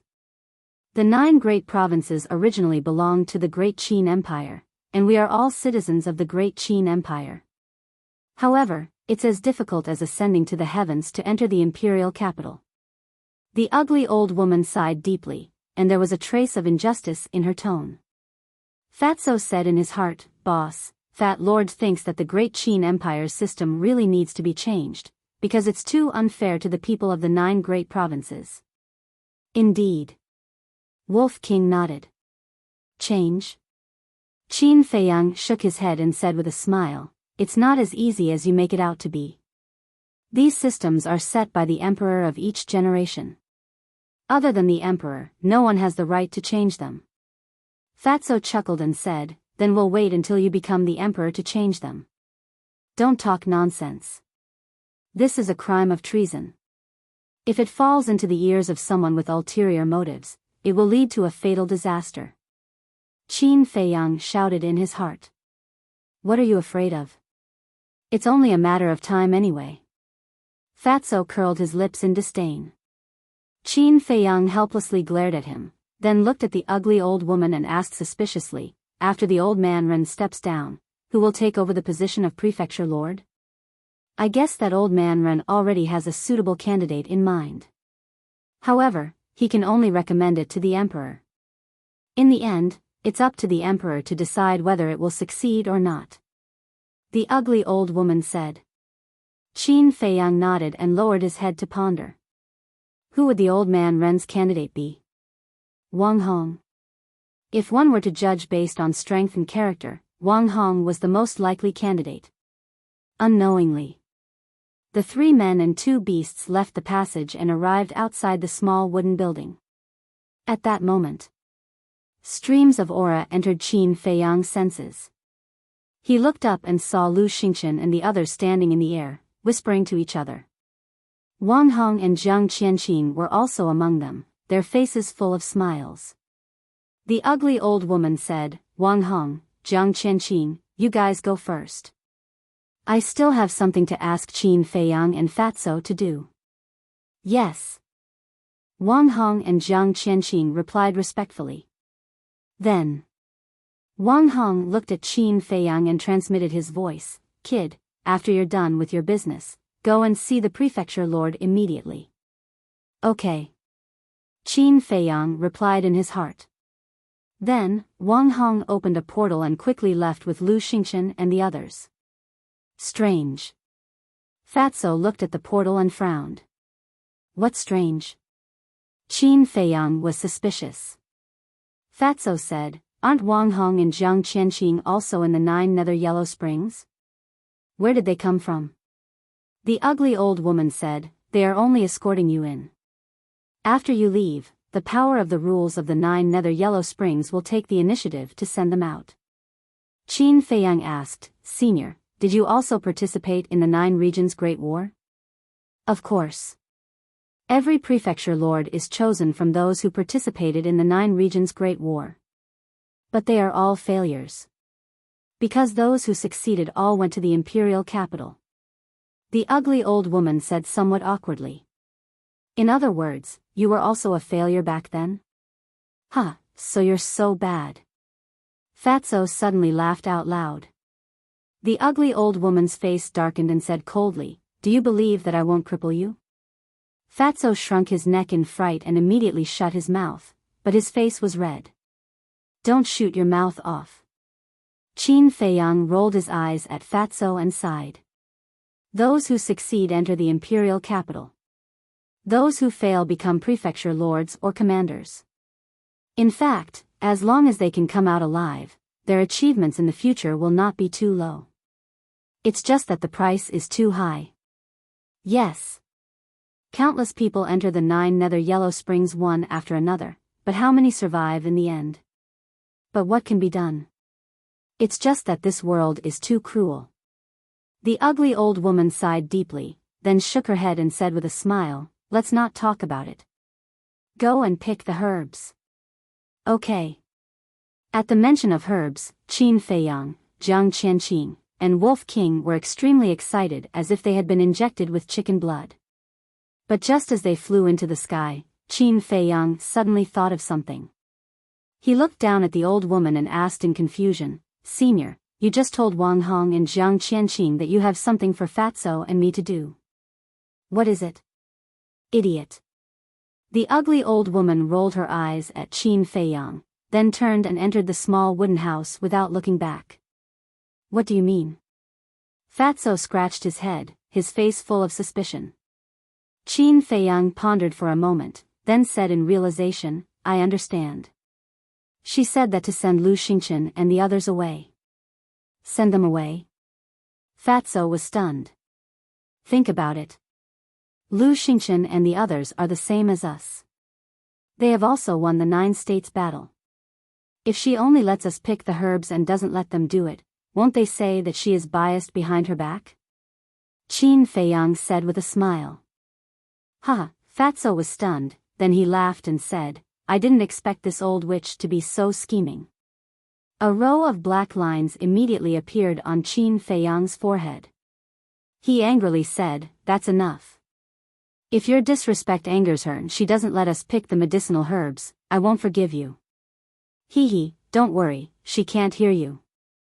Fatso laughed mischievously. But before he finished, the ugly old woman's cold voice came from the small wooden house. Although this old woman is old, my ears are still very good.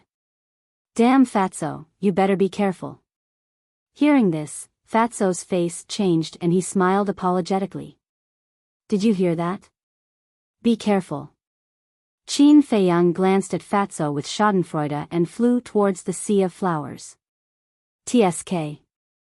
Fatso raised his middle finger in disdain and quickly followed. In the sea of flowers. Hundreds of flowers bloomed and the fragrance of flowers assailed the nose. The herbs were like slender and elegant young girls, swaying in the wind and gushing out rays of light. As soon as Qin Feiyang entered the sea of flowers, he called out Lu Hong and the pangolin. When the black dragon snake saw the herbs, it was dumbfounded on the spot. There were so many herbs. No wonder Qin Feiyang and the others were so excited. For a moment, Qin Feiyang and the other two, Wolf King and the other two beasts, began to frantically sweep through the sea of flowers. "Boss, come over and take a look. What kind of herb is this?" Suddenly, Fatso's surprised voice sounded. Qin Feiyang walked over and looked down at the herb in Fatso's hand. His eyes immediately lit up. This medicinal herb was a finger tall, its entire body was green and crystal clear. There were 3 cloud-shaped leaves on it, emitting a hazy radiance. Fatso urged, "What exactly is it? Tell me." Qin Feiyang swallowed his saliva and said, "This is the spirit cloud grass, one of the main ingredients for refining the spirit sea pill." "I'll go." Fatso looked at the spirit cloud grass with shining eyes. The spirit sea pill could be used to cultivate a shattered chi sea. As one of the main medicinal herbs, the spirit cloud grass was definitely priceless.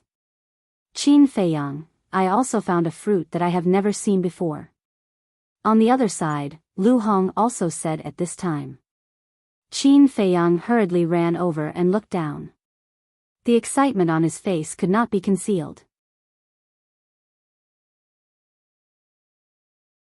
Chapter 663. Lu Hong looked at Qin Feiyang's expression and said with a smile, "It seems that this is another precious medicinal herb. It's not just a little precious, it's very precious. This fruit is called the dragon saliva fruit. It's a medicinal herb used to refine the 9-turn dragon blood pill, and it's second only to the first-ranked dragon blood." Qin Feiyang was extremely excited. He originally thought that the 9-turn dragon blood pill's medicinal herbs could only be found in the imperial capital, but he didn't expect to find one here. He scanned the sea of flowers. It was hard to imagine how many more of these medicinal herbs there were. He came back to his senses and shouted, "Quick, quick, all the medicinal herbs you haven't seen before, don't leave a single one behind." After an entire hour, the few of them finally stopped sweeping and gathered together. Qin Feiyang asked, "How's the harvest?" Fatso held a chinkuan bag and waved it in front of Qin Feiyang. He said with a sneaky smile, "Together, it's almost half a chinkuan bag." Qin Feiyang was overjoyed when he heard this. Then he waved his hand and led everyone into the castle. He walked to the altar, opened the iron box, and took out the pill scripture. He said to Fatso and Lu Hong, "Categorize the medicinal herbs. If you encounter any medicinal herbs you don't know, read the pill scripture. Pangolin, black dragon snake, stay here and help." After that, he added another sentence. "Understood."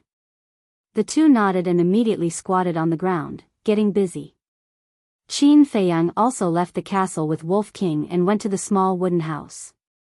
In front of the courtyard gate, Qin Feiyang stood respectfully and cupped his hands. "Senior, I'll take my leave first."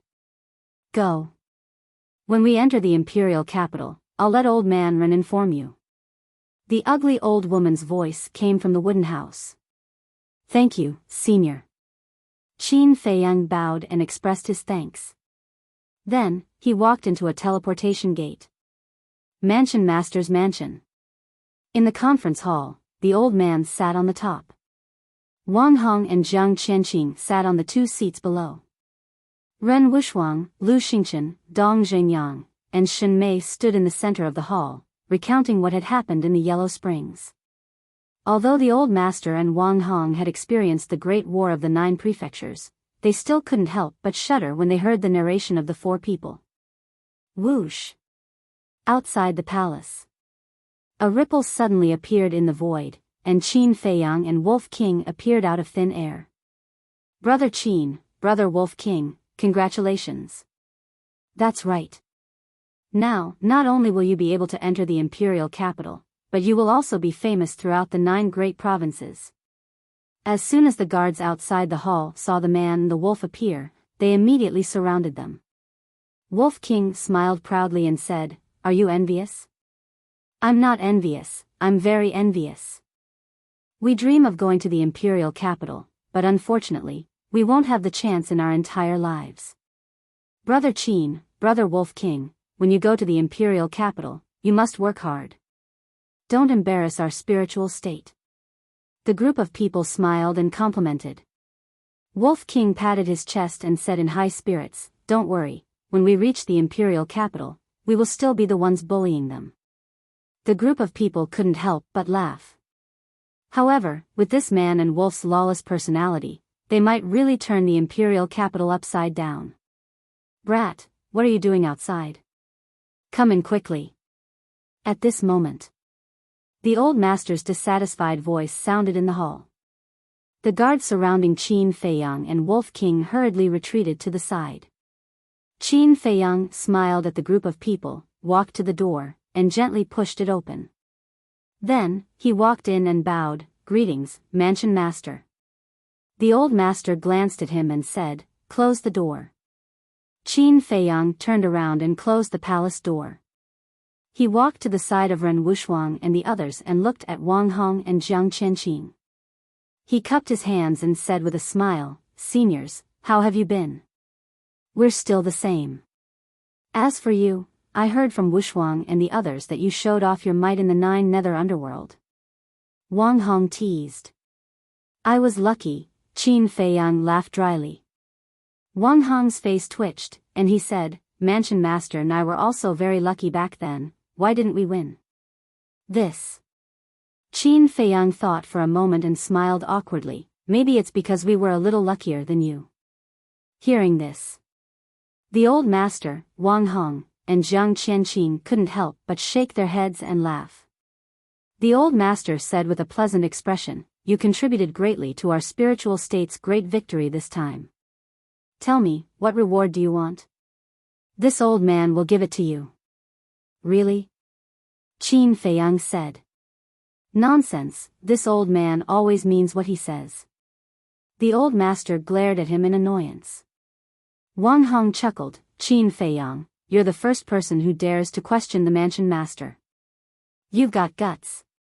Qin Feiyang laughed dryly and looked at the old master, "I want a 5th grade alchemy fire."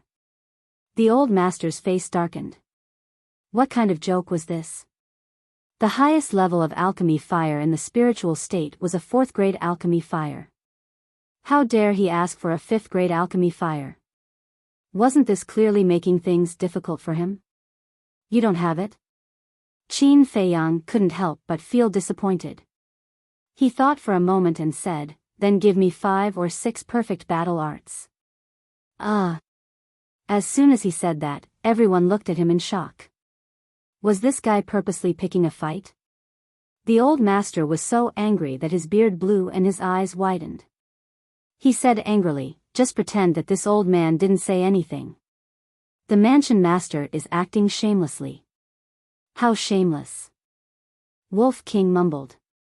"What did you say?" The old master's eyelids twitched, and he glared at Wolf King. Wolf King picked his nose and said lazily, "Brother said that you're old but strong, unparalleled, unrivaled, and unparalleled." The old master clenched his fists and was about to go crazy. In the end, he held it in and waved his hand impatiently. All right. This old man will let you go to the treasury and choose something." "Treasury?" Qin Feiyang and Wolf King were stunned. The old master didn't explain and looked at Wang Hong. "Take them there." Ren Wuxuang glanced at Qin Feiyang and Wang Hong, and said unhappily, "Grandpa, you can't favor one and discriminate against the other." The old master looked at her, then at Lu Xingchen and the other two. "If it weren't for Qin Feiyang, would you be able to come back alive? This old man has always been fair and impartial. I will never bend the law for personal gain." Ren Wuxuang immediately lowered her head. Lu Xingchen and the other two looked at each other and didn't even dare to breathe loudly.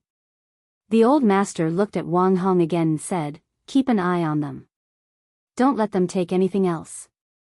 "Yes." Wang Hong nodded and got up to open a portal. He looked at Qin Feiyang and Wolf King and said, "Let's go. There must be a lot of treasures in the treasury." The Wolf King chuckled and rushed into the teleportation gate first. Qin Feiyang shook his head and smiled. He followed behind Wang Hong and entered the portal under the envious gazes of Dong Zhengyang and the others. The next moment, 2 people and 1 beast landed in the sky above a mountain range. Qin Feiyang scanned the area below with a surprised expression. Below, the mountains were undulating, the vegetation was lush, and a rapid river ran through the east, west, north, and south like a giant python. And right below, on the top of a mountain, sat a huge ancient castle. The ancient castle was completely black, as if a peerless beast was lying there, emitting a cold aura.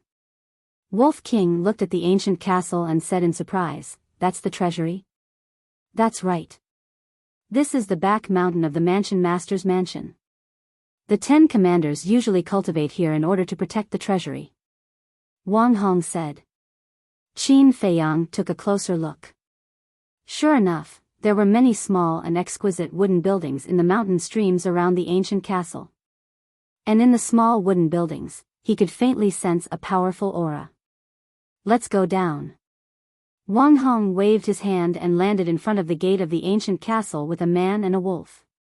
Then, Wang Hong took out a pentagonal badge and pointed it at the gate of the ancient castle. Immediately, a beam of light rushed out from the badge and entered the gate. Boom! A gap suddenly appeared on the gate and then it slowly opened. Wolf King looked at the gate, then looked at the badge in Wang Hong's hand with shifty eyes. Wang Hong sneered, "Don't look, there are only 2 badges in total. One is on Lord Mansion Master, and the other is on me. If you have the confidence to defeat me, stop talking." Wolf King waved his claws, turned around, and rushed into the castle. Even though it had already broken through to the 2-star War Master, it was still unable to see through Wang Hong's cultivation. And Wang Hong said it with such confidence, it was obvious that he did not put it in his eyes at all. Therefore, it decisively gave up on the little scheme in its heart. Little brat. Looking at Wolf King's small back, Wang Hong could not help but shake his head and laugh. As for Wolf King, he was dumbfounded the moment he entered the castle. When Qin Feiyang entered, it was the same, his eyes filled with disbelief. Inside the huge castle, there were many tall iron shelves neatly arranged. And every iron shelf was filled with things. There were all kinds of divine weapons, iron and jade boxes of all sizes, and a large number of universe bag. These weapons were collected by the previous mansion masters. Each of them can cut through iron like mud. And these iron and jade boxes, some of them contain martial skills, some of them contain battle arts, and some of them contain pills, pill formulas, pill fires, and precious medicinal ingredients. As for those universe bag, they are all gold coins. After Wang Hong closed the door, he brought Qin Feiyang and Wolf King around the treasure trove and introduced them. Qin Feiyang stopped beside a battle sword, grabbed the hilt, and flicked the blade. Clang! Immediately, an ear-piercing sound echoed in the treasure trove. There was no noise at all. It was obviously a top-grade battle sword. Wang Hong turned to look at Qin Feiyang and laughed, "Have you taken a fancy to it?" Qin Feiyang laughed and placed the battle sword back in its original position. No matter how powerful the weapon was, how could it compare to Chang Shui? He looked at the other weapons. Although they were all good, none of them caught his eye. Next, he opened the jade and iron boxes again, but he did not choose anything. Because he could no longer use the martial skills. As for the battle arts, the highest grade was only high grade, which was meaningless. As for the pill formulas, they were even more unable to attract his attention, because all the pill formulas in the Dan scripture were there. The only thing that moved him was the medicinal ingredients and the pill fire. But in the end, the pill fire was only 1st grade, 2nd grade, and 3rd grade. There wasn't even a 4th grade pill fire, let alone the 5th grade pill fire that he desired. In the end, he gave up on the pill fire and only focused on the medicinal ingredients. What exactly do you want? Seeing that Qin Feiyang did not make a decision, Wang Hong gradually lost his patience. One had to know. Ordinary things couldn't enter this treasure trove at all. In other words, the things that could enter this treasure trove, other than gold coins, were all valuable treasures. But looking at Qin Feiyang's current appearance, it seemed that nothing could catch his eye. Don't worry. Qin Feiyang smiled and walked towards the deepest part of the treasure trove. After a series of observations, he discovered that the deeper he went, the more precious the items were.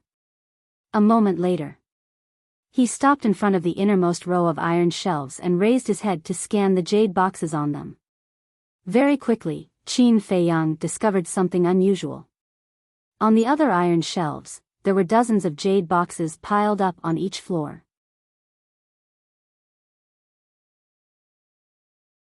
Chapter 664. There must be something fishy going on. Qin Feiyang decisively grabbed a jade box and opened it. Just as the box was opened, a cold aura surged out. Qin Feiyang's eyes immediately lit up with joy. Inside the jade box lay a strange flower the size of a baby's fist. It was completely white as if it was carved out of white bones. Wasn't this the flower of death? At the same time, the Wolf King's eyes also shone brightly as he drooled. He didn't expect that there would be such a treasure hidden in this treasure vault. Looking at Qin Feiyang in Wolf King's eyes, Wang Hong frowned slightly and asked, "Do you know what this is?" "What do you mean?" "As one of the guardians of the treasure vault, you don't know about the flower of death?" Qin Feiyang was stunned and shook his head. "I don't know." "Senior, can you explain it?" "You really don't know?" Wang Hong looked at Qin Feiyang suspiciously. Qin Feiyang nodded. Wang Hong secretly heaved a sigh of relief and smiled. "This is just a very ordinary medicinal herb. It's not very useful." A man and a wolf looked at each other. "Flower of death is ordinary? Who are you trying to fool?"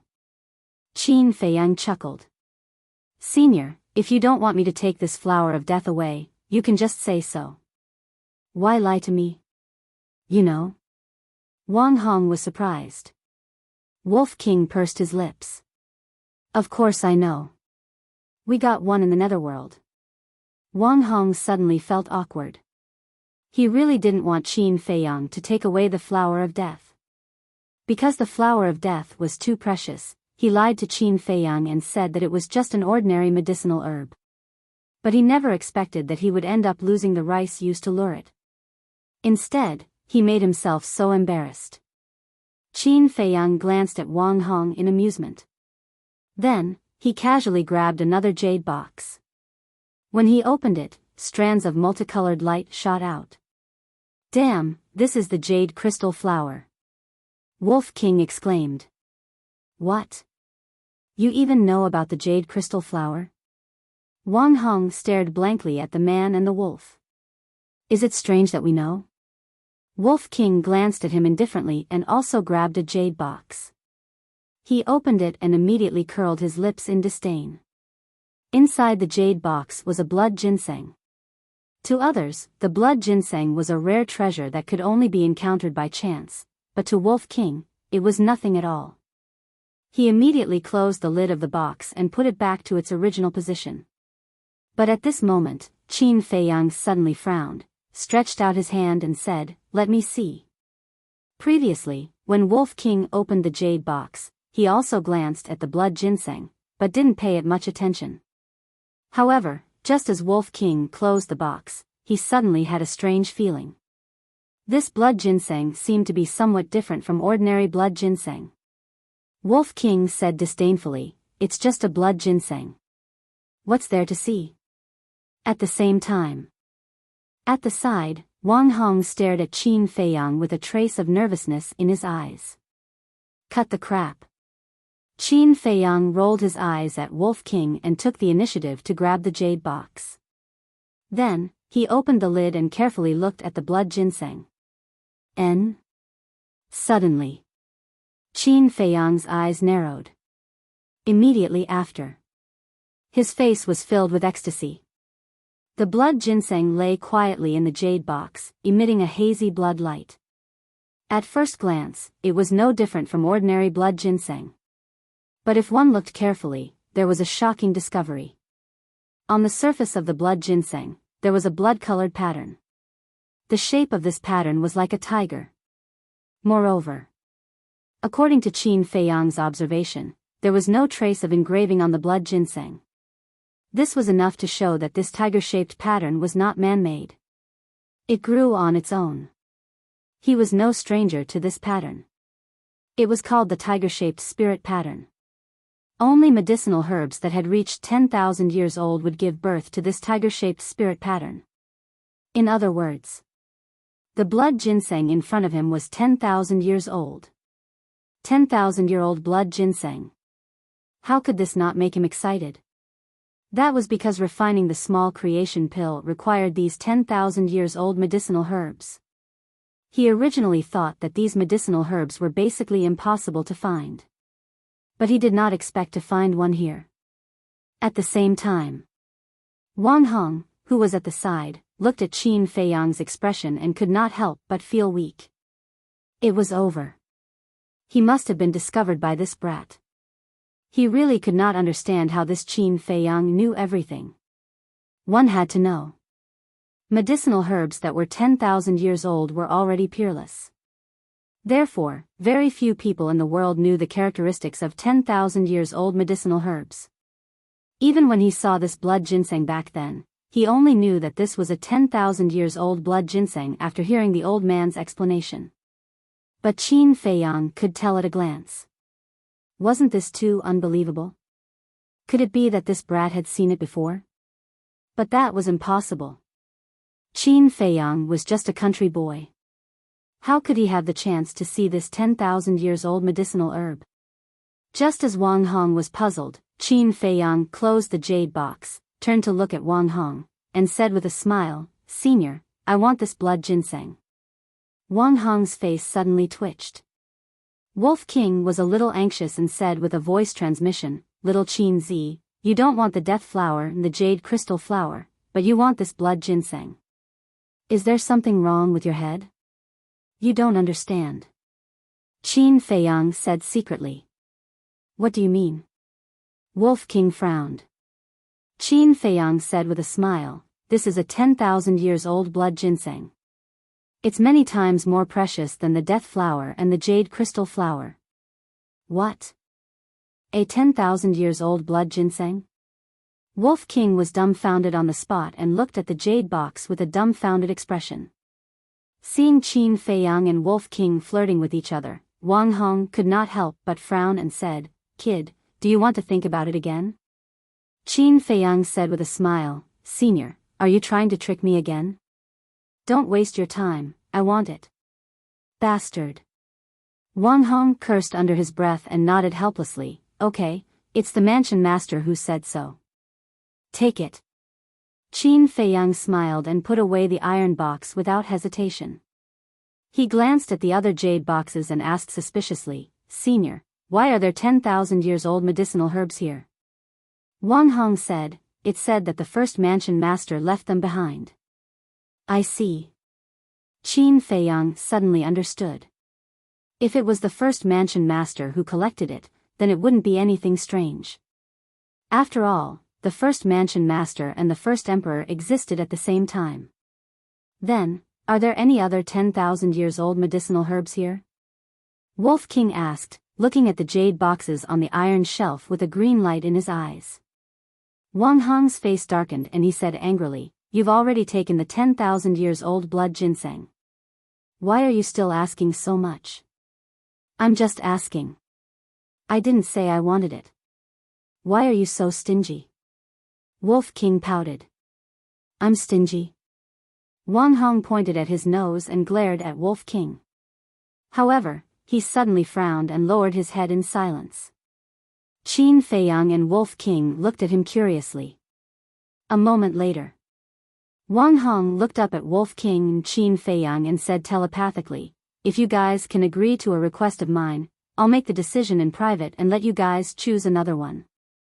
The man and wolf looked at each other with joy in their eyes. Wolf King said hurriedly, "What request? Tell us." Wang Hong said, "Give me the recipes for the potential pill and 9 melody yellow dragon pill." "What? Aren't you being too greedy?" Wolf King said angrily. Qin Feiyang's face was also filled with anger. The pill formulas of the potential pill and the 9 Chu yellow dragon pill, any one of them could bring endless wealth. Wasn't he afraid of dying from overeating by asking for 2 recipes? Most importantly, this was the state capital's treasure vault. Everything here didn't belong to anyone. Even the old master, who was the mansion master, could not take it for himself. That was because this was a public asset of the entire spiritual state. But now, Wang Hong was using the things here to make a deal with him. Qin Feiyang really did not expect that Wang Hong, who had always been open and aboveboard, would be so scheming. Looking at Qin Feiyang and Wolf King's expressions, Wang Hong sighed deeply and said, "I know that you guys must be thinking that I'm a greedy villain. Aren't you?" Wolf King sneered. "No." Wang Hong shook his head and said, "I'm doing this for the mansion master." Qin Feiyang frowned. What did this have to do with the old master? Wang Hong's face showed a trace of worry and said, "There are many things that you don't know. One of them is that the old master is about to step down." Qin Feiyang said, "We know about this." Wang Hong was slightly stunned and asked suspiciously, "How did you know?" Qin Feiyang said, "The previous mansion master told us." "I see." Wang Hong mumbled and asked telepathically, "Then did she tell you that the old master will be guarding the altar after stepping down?" Qin Feiyang nodded. Wolf King said impatiently, "We know all this.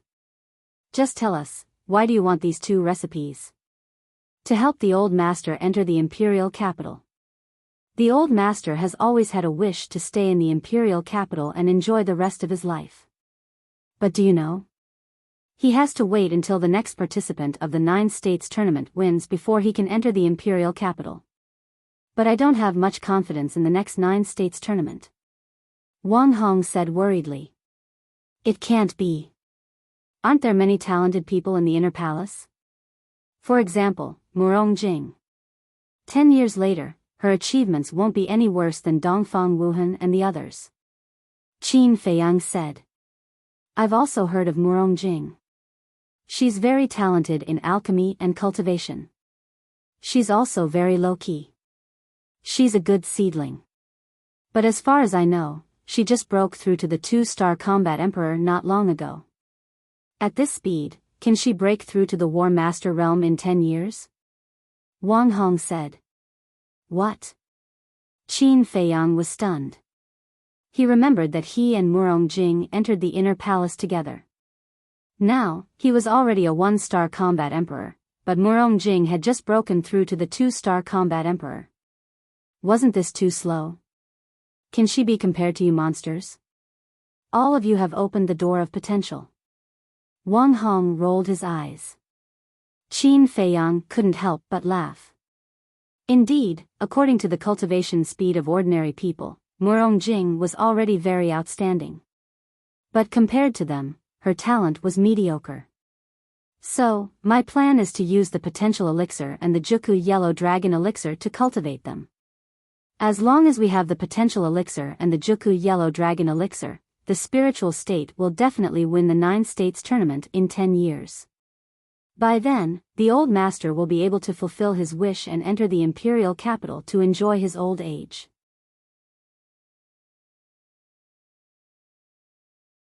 Chapter 665. So that's how it is. Qin Feiyang finally understood. He cupped his hands and said, "Senior, you really put in a lot of effort. I misunderstood you just now. Please forgive me." "It's okay." Wang Hong waved his hand and sighed. "All these years, the old man has treated me like family. Naturally, I have to do something for him. So, please help me. Senior, you know how to repay kindness. The old man has been good to me. Logically, I should help you, but, at this point, Qin Feiyang frowned. Wang Hong immediately promised, don't worry. I won't tell anyone about the recipe. Qin Feiyang pondered for a moment and looked at Wang Hong. This is too important. Please give me a few days to think about it. Okay. Wang Hong nodded and smiled.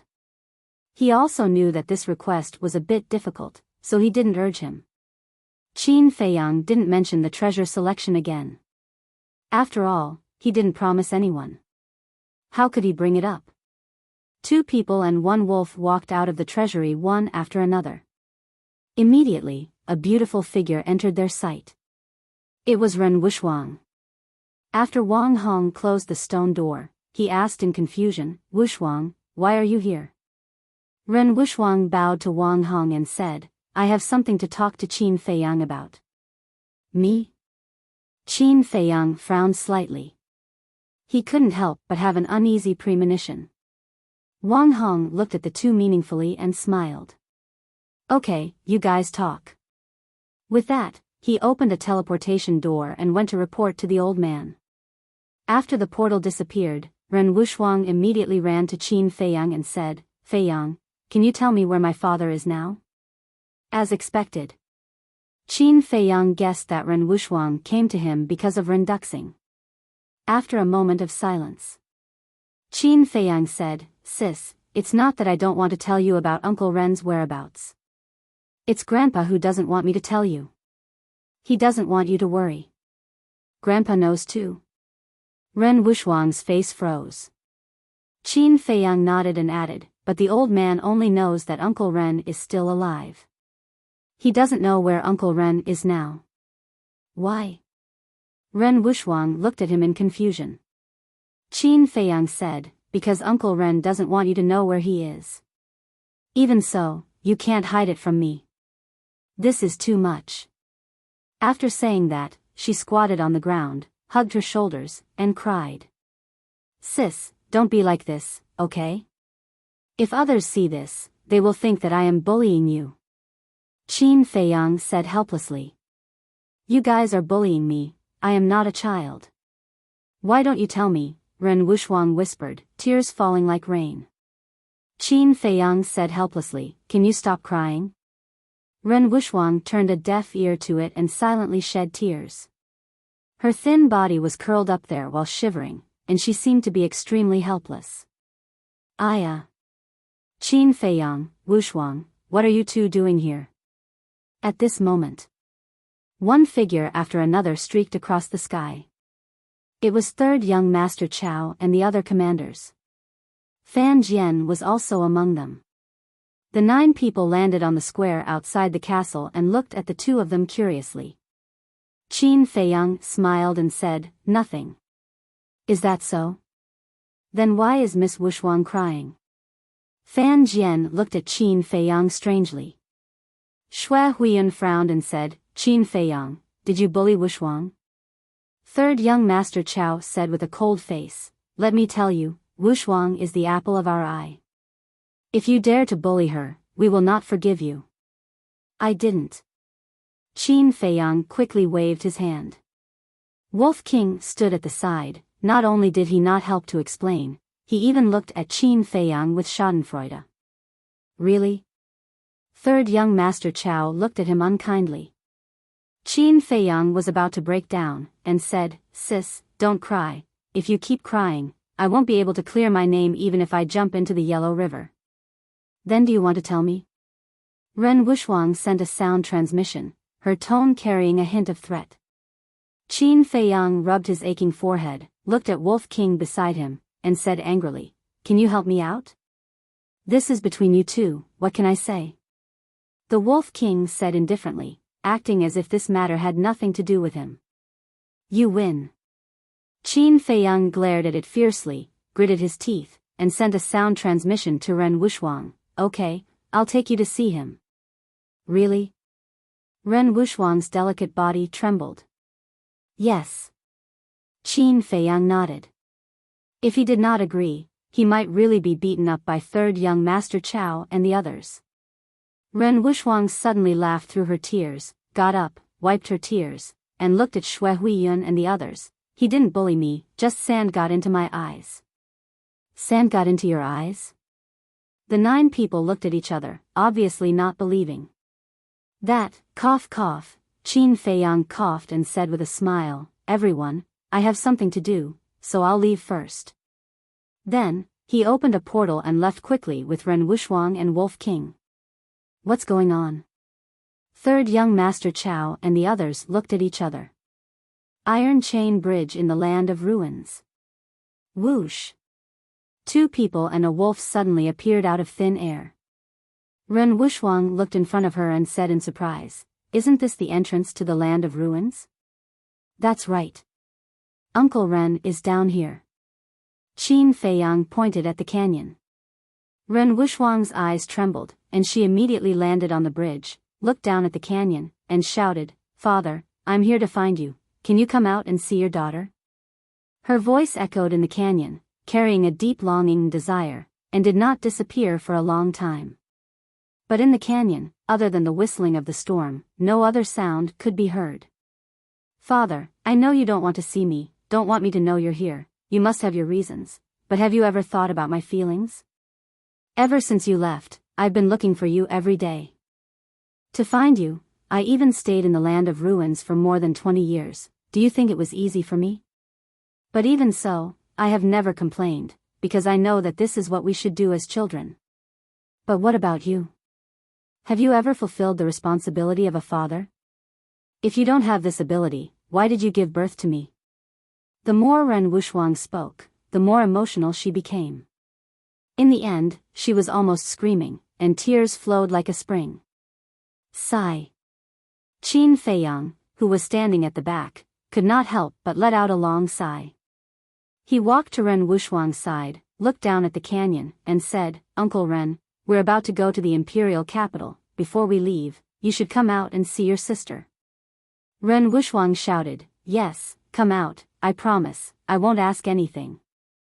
Shuang, why are you doing this? A moment later.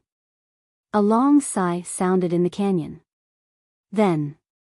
A black shadow swept out of the storm and landed on the iron chain bridge. It was Ren Duxing. Father, it's really you. Looking at the familiar face, Ren Wuxuang's eyes trembled, and tears flowed down her face. She immediately ran up the iron chain bridge and went straight to Ren Duxing. Ren Duxing's eyes were full of love, and he opened his arms. When his daughter went into his arms, his eyes couldn't help but moisten. Father, I missed you so much. Ren Wuxuang murmured.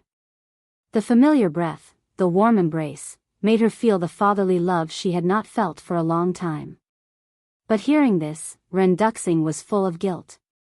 He whispered, Shuang, Father has wronged you, can you forgive Father? I've never blamed Father. Ren Wuxuang shook her head. Ren Duxing's nose was sour, and 2 drops of old tears finally came out of his eyes.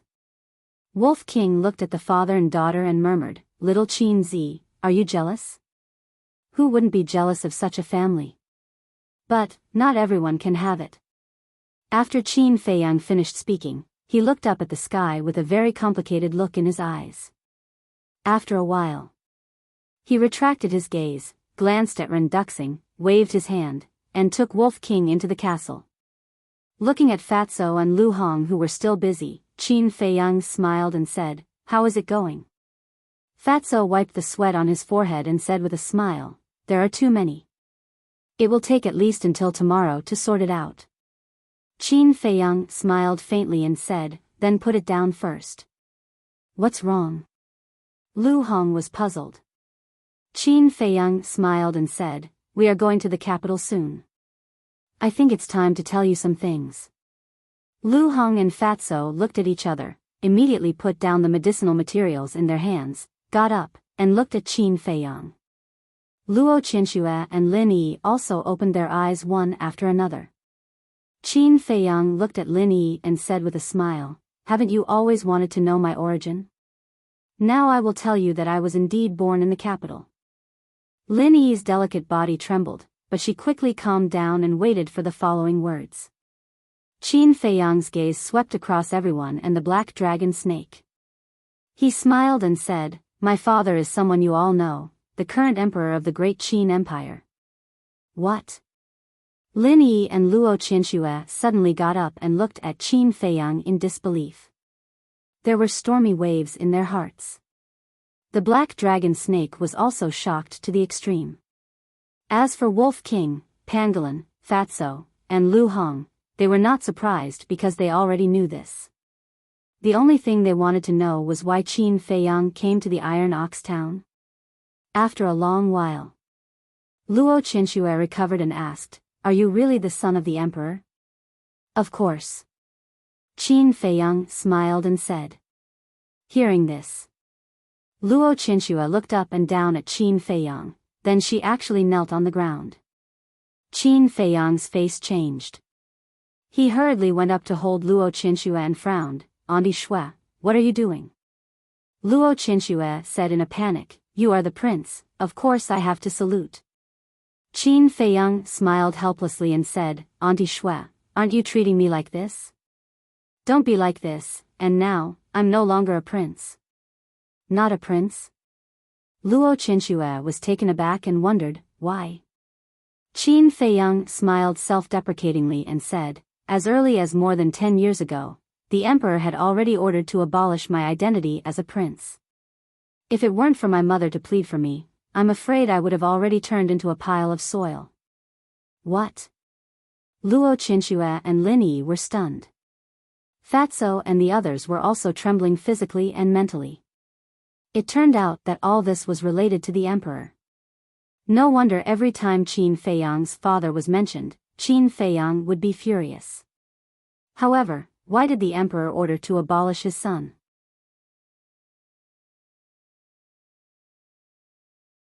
Chapter 666.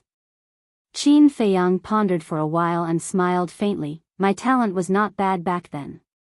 I suddenly became a 9-star martial master when I was 10 years old." A 9-star martial master at the age of 10? Lin Yi's face froze.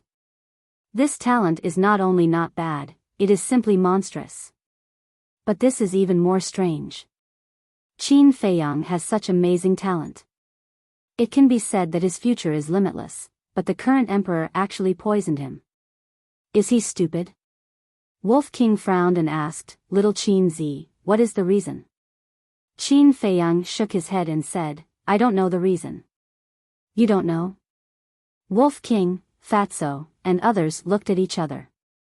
Qin Feiyang said, "I remember that when I had a conflict with the eldest prince, my eldest brother, he killed me and seriously injured me." Upon hearing this, Fatso said angrily, "As the eldest brother, he actually killed you. Isn't this too much? What's more, aren't you a 9-star martial master? Why can't you beat him? Haven't you heard of this saying? The most ruthless imperial family. In the imperial palace, there is no kinship at all, only power struggles. And the eldest prince is 8 or 9 years older than me.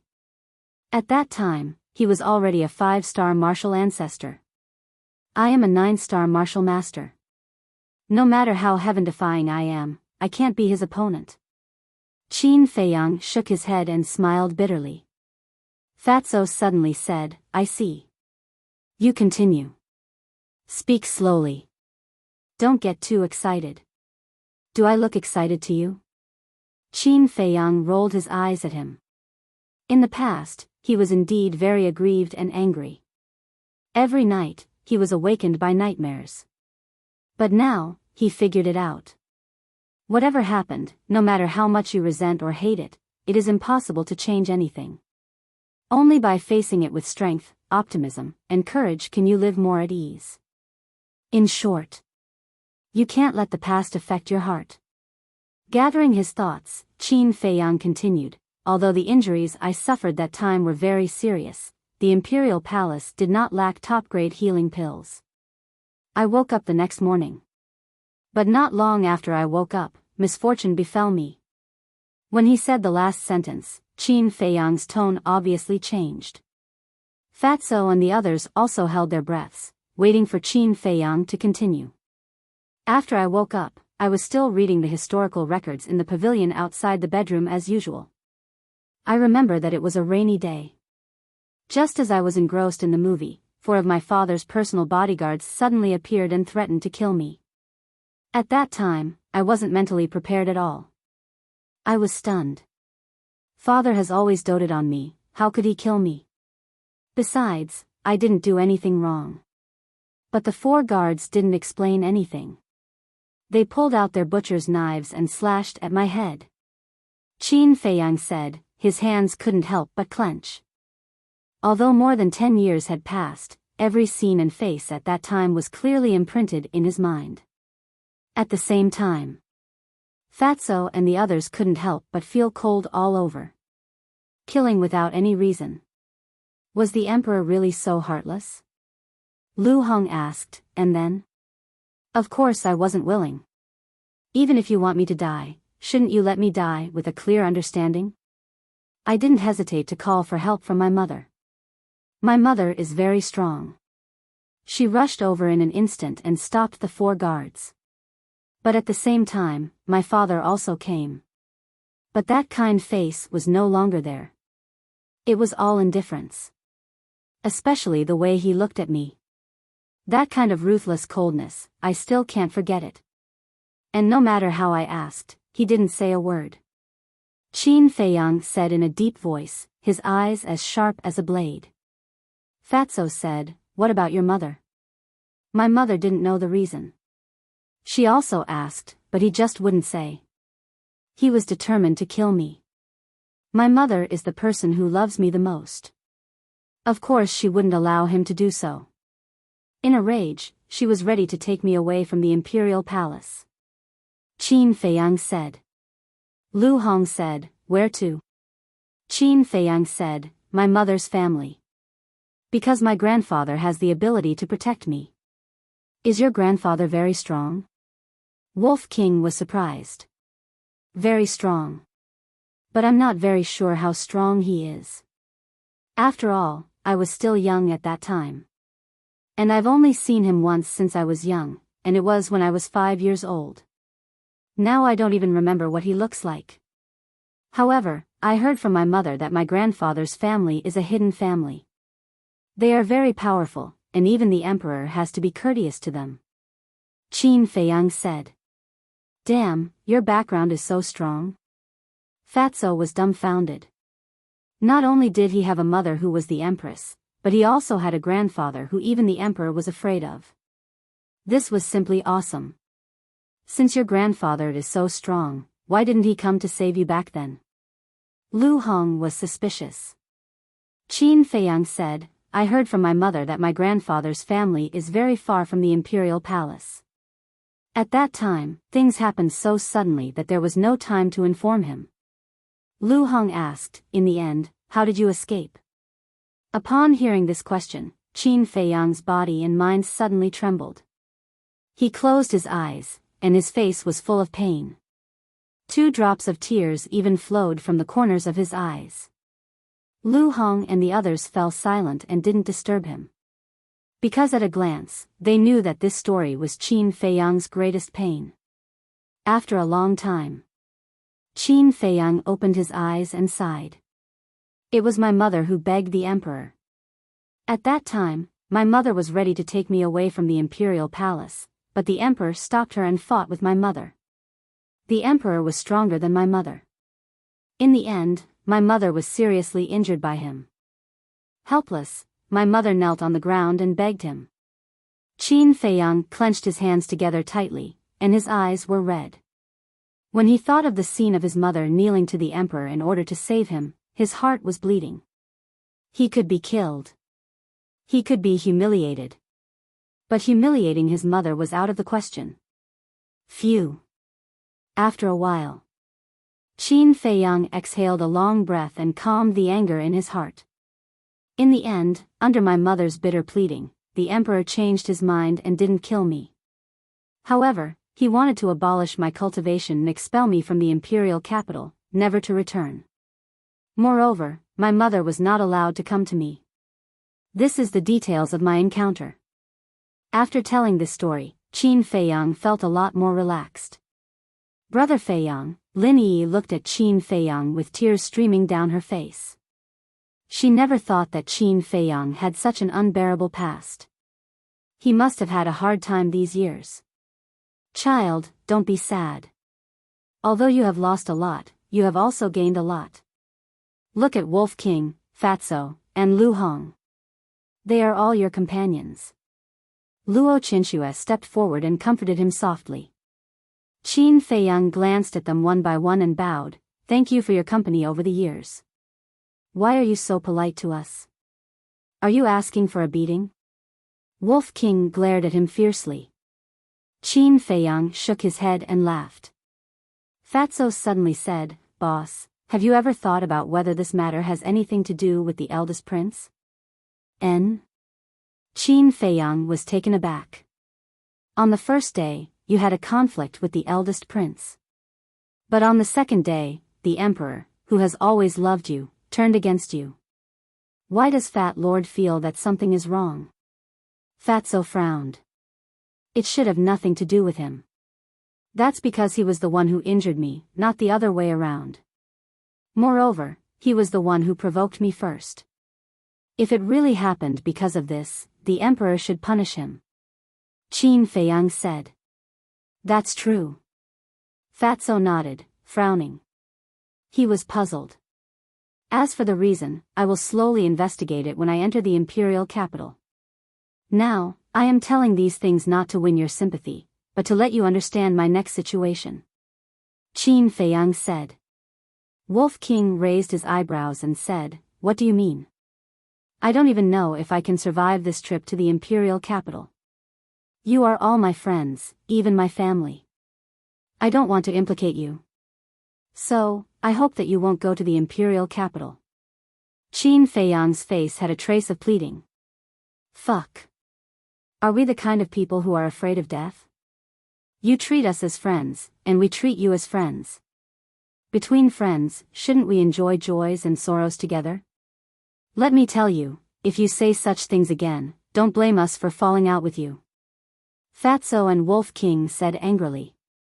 Lu Hong's brows were tightly knitted, and she was a little unhappy. Qin Feiyang sighed. I don't want to lose you. We don't want to see you fight alone. Anyway, I must go to the imperial capital. You can't stop me even if you want to. Wolf King smiled coldly. Yes. Fatso nodded and snorted. You want to enjoy glory and wealth alone? Dream on. You, Qin Feiyang looked at the man and the wolf. He was quite angry, but more than that, he was touched. In life, one didn't need too many friends, as long as they were sincere. Luo Qinxue glanced at them and said with a smile, Feiyang, if you really treat them as friends, don't say such things in the future, because it will only hurt their hearts. Qin Feiyang looked at Luo Qinxue and couldn't help but frown. Okay, don't say anything. Let them go. If you really leave them in the spiritual state, they won't be able to cultivate in peace. Besides, I don't feel at ease leaving them here. Because except for you, no one can restrain them. At that time, I don't know what trouble they will cause. As for me, it's better not to go. With my little strength, I will only be a burden to you if I go. Luo Qinxue shook her head and smiled. Aunt Shui, Qin Feiyang's eyes were a little wet. In fact, he was most worried about Luo Qinxue. Because Luo Qinxue was really good to him. He didn't want this woman who was like a mother to be hurt. Originally, he didn't know how to say it. But he didn't expect Luo Qinxue to be so considerate and bring it up herself. Then, he looked at Fatso and the others. Looking at the stubbornness and persistence on their faces, he sighed deeply and said with a smile, as long as you are not afraid of death, then go. TSK, Fat Lord even dares to enter the tiger's den, let alone the imperial capital? Fatso had a look of disdain. Keep bragging. Wolf King rolled his eyes at him, turned to Qin Feiyang, and said with a sneaky smile, Hee, I am still waiting to be the guardian beast of the great Qin Empire. You guys.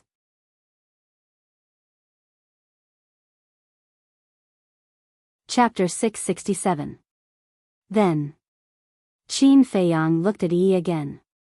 At this moment, she was lowering her head and grabbing her belt tightly with both hands. Her eyes were filled with struggle. Qin Feiyang didn't say anything. She needed to make this decision herself. He looked at the black dragon snake in the pangolin and asked, "Are you guys going?" "Of course."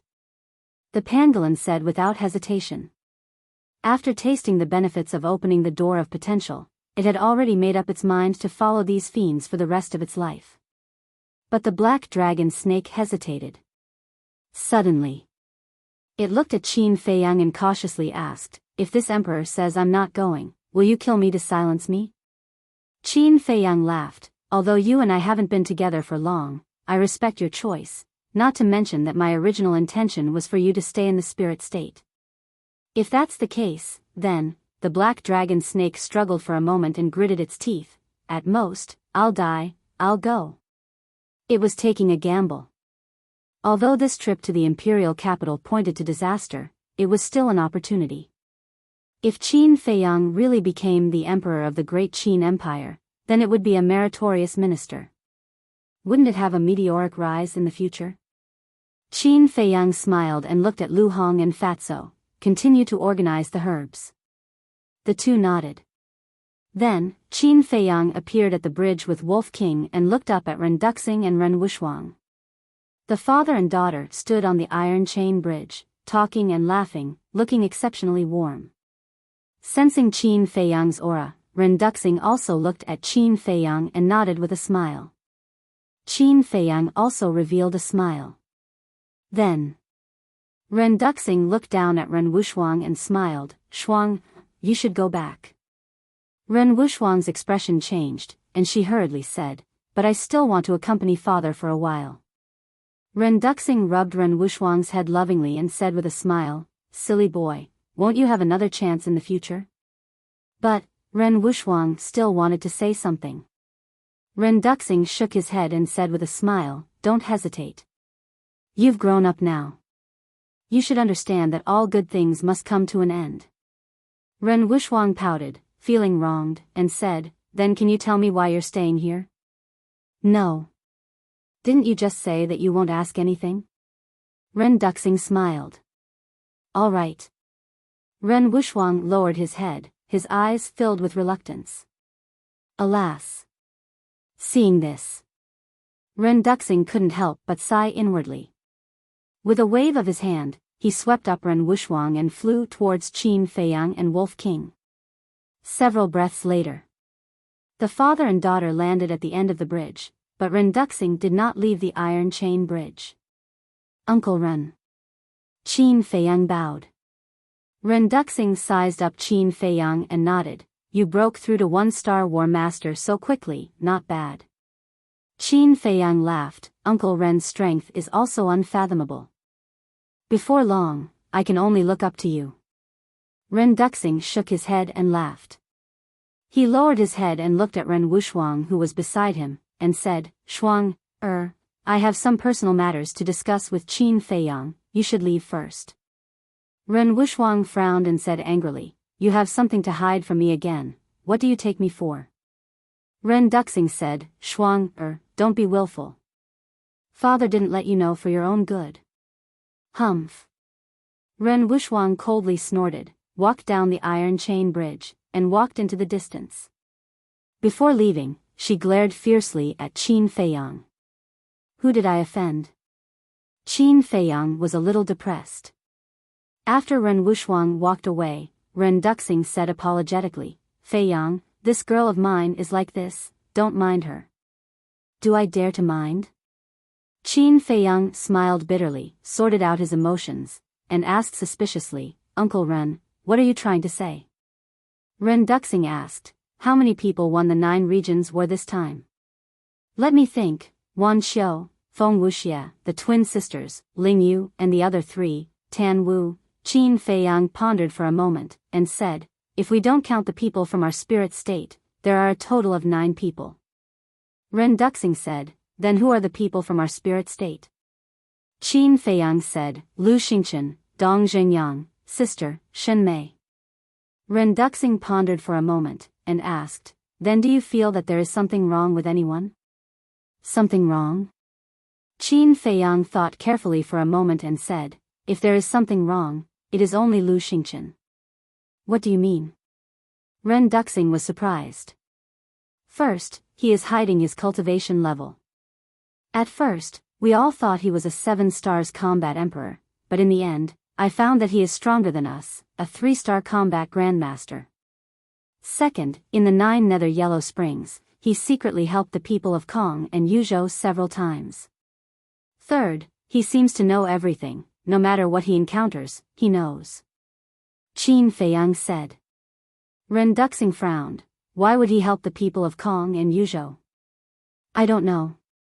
I asked, but he didn't say, but, when Qin Feiyang said this, his eyebrows also furrowed.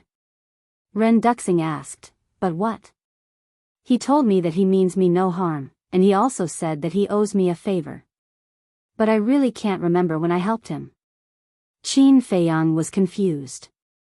You single-handedly destroyed the Lu family, he should hate you, it seems that there is something wrong with this person. Ren Duxing muttered and said, Feiyang, Uncle Ren has a request. What is it? Qin Feiyang was confused. Do you remember that I told you that among the people who participated in the 9 states battle, there is a high chance that Mu Tianyang's lackeys are among them? Ren Duxing said in a deep voice. Qin Feiyang's pupils shrank, and he said in surprise, you mean, this person is Lu Xingchen? I don't know. But he is the most worthy of our attention. So I want to ask you to do everything possible to grasp his whereabouts after entering the imperial capital. Ren Duxing said. Qin Feiyang frowned and said, Uncle Ren, to be honest, I really don't want to care about these things. Ren Duxing was silent for a moment and said, Feiyang, no, this will put a lot of pressure on you, but I really can't find a suitable person. Qin Feiyang sighed helplessly and said, well, I'll do my best. Just do your best.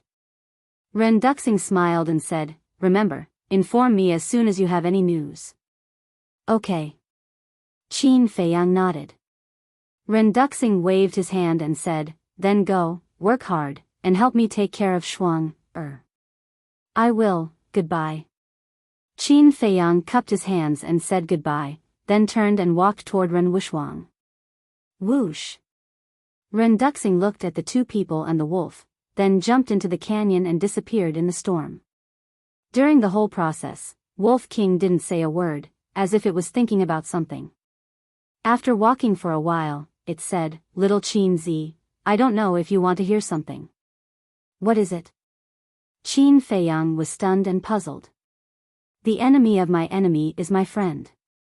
We can cooperate with Mu Tianyang and use him to destroy your enemy in the imperial capital. Wolf King said, a cold light flashing in its eyes. Not bad, you know how to use your brain to think. Qin Feiyang looked at it in surprise and shook his head, but I won't do that, because cooperating with Mu Tianyang is tantamount to asking a tiger for its skin. Moreover, his goal is to destroy the great Qin Empire, and I just want revenge. Wolf King asked, when the time comes, what if he really wants to destroy the great Qin Empire? Public is public, private is private. I won't sit back and do nothing. Because no matter what happens, the power of the bloodline flowing in my body will never change. No one can take away the empire of the great Qin Empire. Qin Feiyang said, his voice sonorous and powerful. Wolf King's pupils contracted. Qin Feiyang's last sentence really gave it a big fright.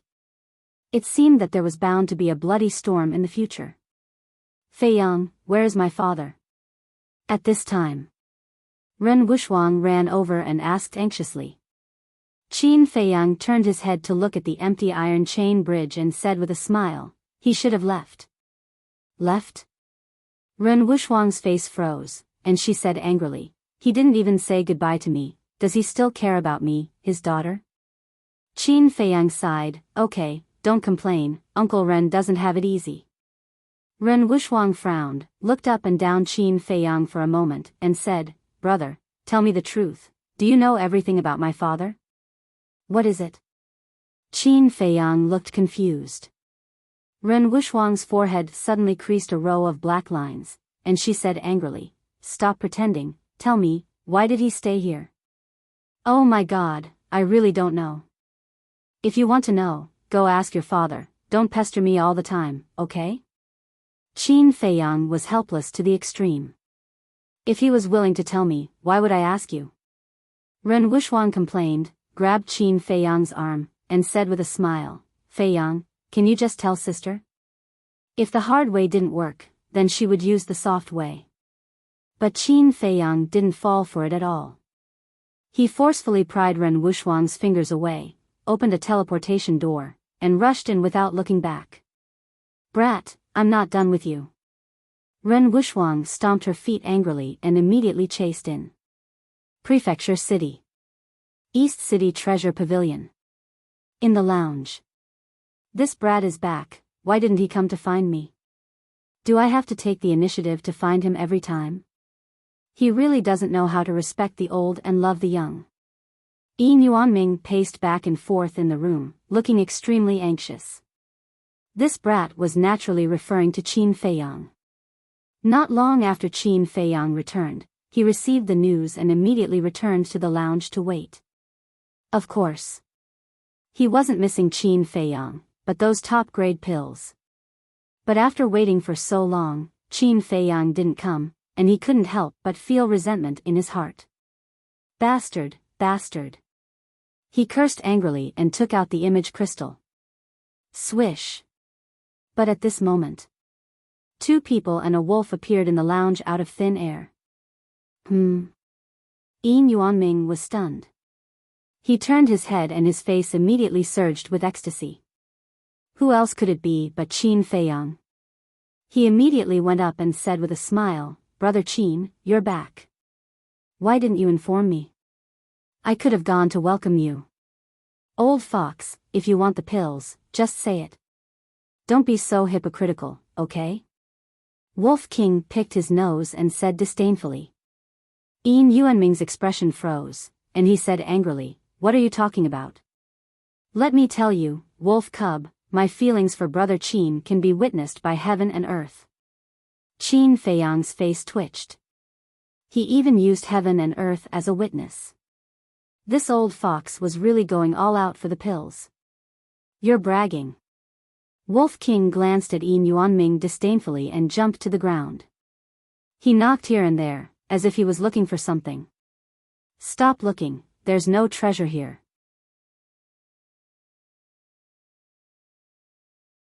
Chapter 668. Qin Feiyang walked to the side of the tea table and sat on the chair. Yin Yuanming also went forward, picked up the teapot and poured tea, completely ignoring Ren Wuxuang beside him.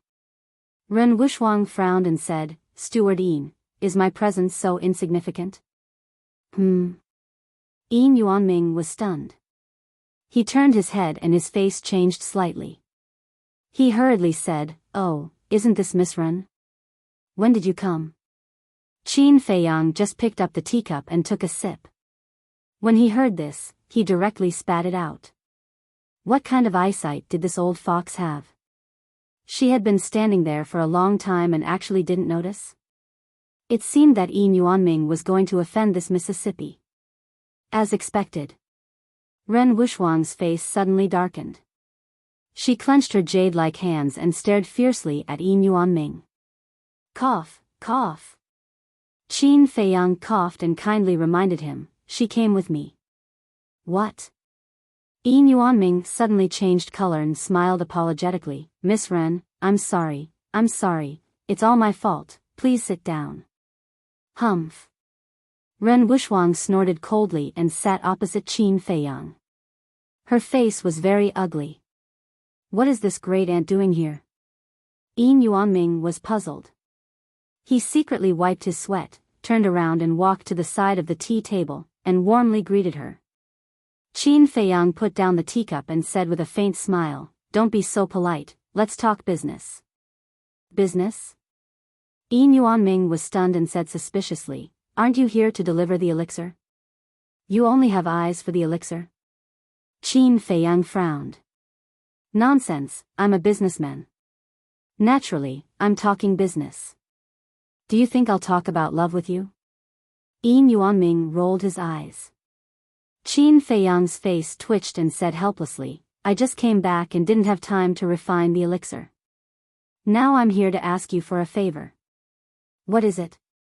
Yin Yuanming put down the teacup and looked at him suspiciously.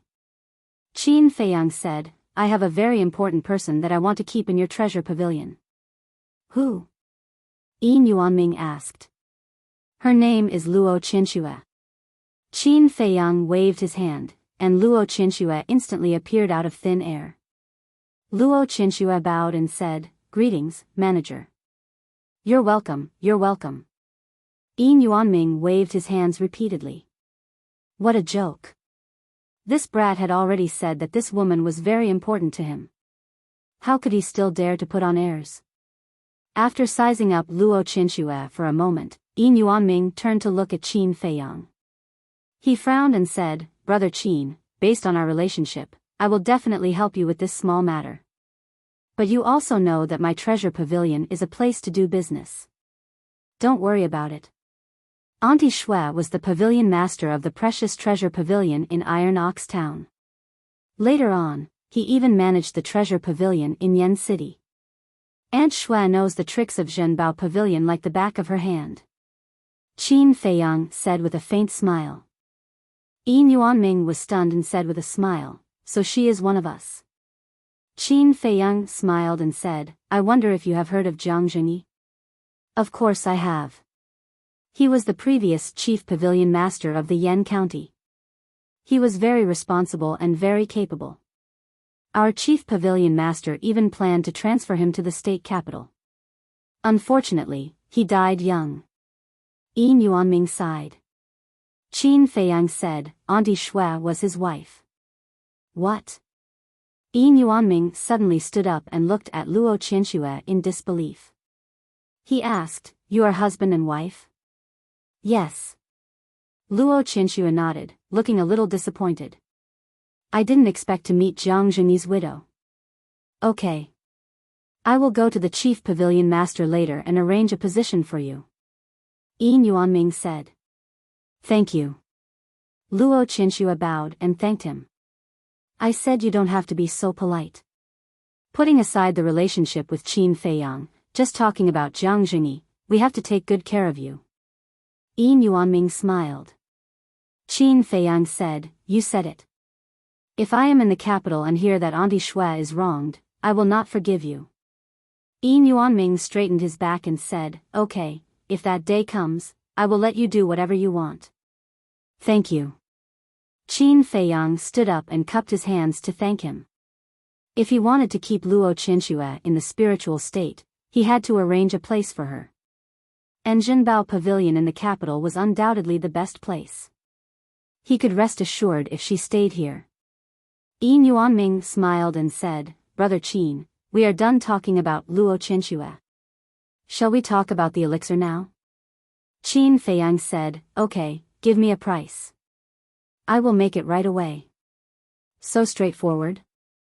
Yin Yuanming was stunned, then he was overjoyed and said with a smile, Then I will say it. 3,000 red fire glaze elixirs, 500 potential elixirs, and 100,000 each of the other supreme grade elixirs. Qin Feiyang's face darkened, and his veins bulged. Wasn't this an exorbitant demand? I say, are you looking for trouble? Wolf King also looked at Yin Yuanming with bad intentions. Don't misunderstand. We will provide all the herbs ourselves. You are only responsible for making the elixirs. Yin Yuanming said. Huh?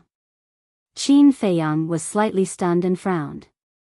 Do you have so many herbs for potential elixirs and red fire glaze elixirs? Of course. To tell you the truth, the chief pavilion master has long expected that you will definitely enter the capital in the end. So, in the years when you participated in the Battle of the 9 States, the chief pavilion master personally went to the other 8 states to collect a large number of herbs. Yin Yuanming smiled sinisterly. Ah. Qin Feiyang and Wolf King looked at each other. They didn't expect the chief pavilion master to be even crazier than them. Qin Feiyang joked. Aren't you afraid that the prefecture masters of the other 8 states will find trouble with you after learning about this? We bought it with money openly. What right do they have to find trouble with us? Yin Yuanming was disdainful. You guys are awesome. Qin Feiyang gave them a thumbs up and said with a smile, but you also know my rules. The elixirs refined must be divided equally between us. This. Yin Yuanming frowned and said with a flattering smile, Brother Qin, you are going to the capital soon and may not come back in this life. Can you give us a discount? What's more, our friendship is so deep. Can you just treat it as a farewell gift to us before we part ways? He added. Qin Feiyang pondered for a while and stretched out 3 fingers, 30, 70. This is my bottom line. Deal. Yin Yuanming nodded decisively. After all, after being together for so long, he knew Qin Feiyang very well. It was impossible for him to help the treasure pavilion refine elixirs for free. Therefore, he was already very satisfied to be able to negotiate a 30-70 split. Boom! At this time, a powerful aura suddenly descended over the city. At this moment, everyone in the city was alarmed. In the resting room, Qin Feiyang and the others were also bewildered. Boom! Following closely, another terrifying aura descended over the city one after another. Ren Wuxuang frowned and said, could it be that someone from the capital came to pick us up? No. It was the previous prefecture master who took you to the capital. The capital will not send anyone personally. Besides, no one from the capital will come if nothing particularly important happens. Besides, although these auras are powerful, they are still a lot worse than the people from the capital. According to my deduction, they should be at the same level as the prefecture master. Yin Yuanming said. At the same level as Grandpa, Ren Wuxuang pondered for a while and said in surprise, could it be the prefecture masters of the other 8 states? It's possible. Yin Yuanming nodded and frowned, but why did he come to our spiritual state? Qin Feiyang said, it should be for me. You? Yin Yuanming was suspicious. Qin Feiyang said with a faint smile, I killed many of their people in the 9 levels of hell and even wiped out several states. Yin Yuanming looked at him in a daze and shook his head with a wry smile. He is indeed a ferocious guy. Don't worry, with the prefecture master here, they won't dare to do anything to you. I'll go get the herbs now. After saying that, Yin Yuanming turned around and strode out of the lounge. After watching Yin Yuanming leave, Wolf King's eyes flashed coldly and said, Little Qin Zi, do you want to take the opportunity to go to Yunzhou? What do you mean? Qin Feiyang frowned. Wolf King sneered and said, Fatso's blood feud, have you forgotten? Of course not. Qin Feiyang said. What are you talking about? What blood feud does Fatso have? Ren Wuxuang looked at the man and Wolf in confusion. Wolf King smiled mysteriously and said, Little girl Ren, there are some things you'd better not know. Ren Wuxuang was about to get angry when Qin Feiyang said, Sister, can you help me see if the prefecture master of Yunzhou is here? Ren Wuxuang snorted and said, You don't want to tell me, why should I help you? If you don't go, I will. It's no big deal. Wolf King smiled disdainfully, asked Qin Feiyang for 2 portals, and left directly. Bastard, wolf cub, Ren Wuxuang stomped her feet in anger and glared at Qin Feiyang. She said, If you don't tell me why my father stayed in the ruins, I'll keep pestering you. It doesn't matter. It's quite eye-catching to have a beautiful woman by my side. Qin Feiyang said with a smile. You're shameless. Ren Wuxuang said angrily, gnashing her teeth and glaring at him. Qin Feiyang didn't mind and smiled. Tap, tap.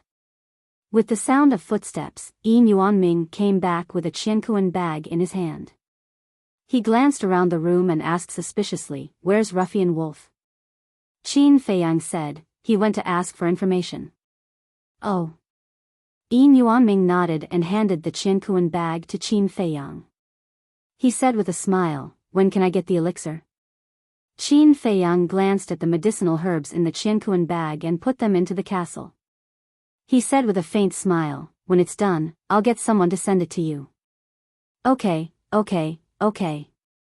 Yin Yuanming nodded repeatedly with a smile on his face. Swish. At this time, Wolf King appeared out of thin air and said, "That old witch is here. She's now in the old master's meeting hall." Okay. She's here to settle the score with us, so we'll go and raid her nest. Qin Feiyang's eyes flashed with a sharp light. Feiyang, although the Yunzhou prefecture governor is not here, there are still 10 commanders. Fatso's enemies are also very strong. It's better to be careful. Luo Qinxue reminded. Qin Feiyang said, "Aunt Shui, I know."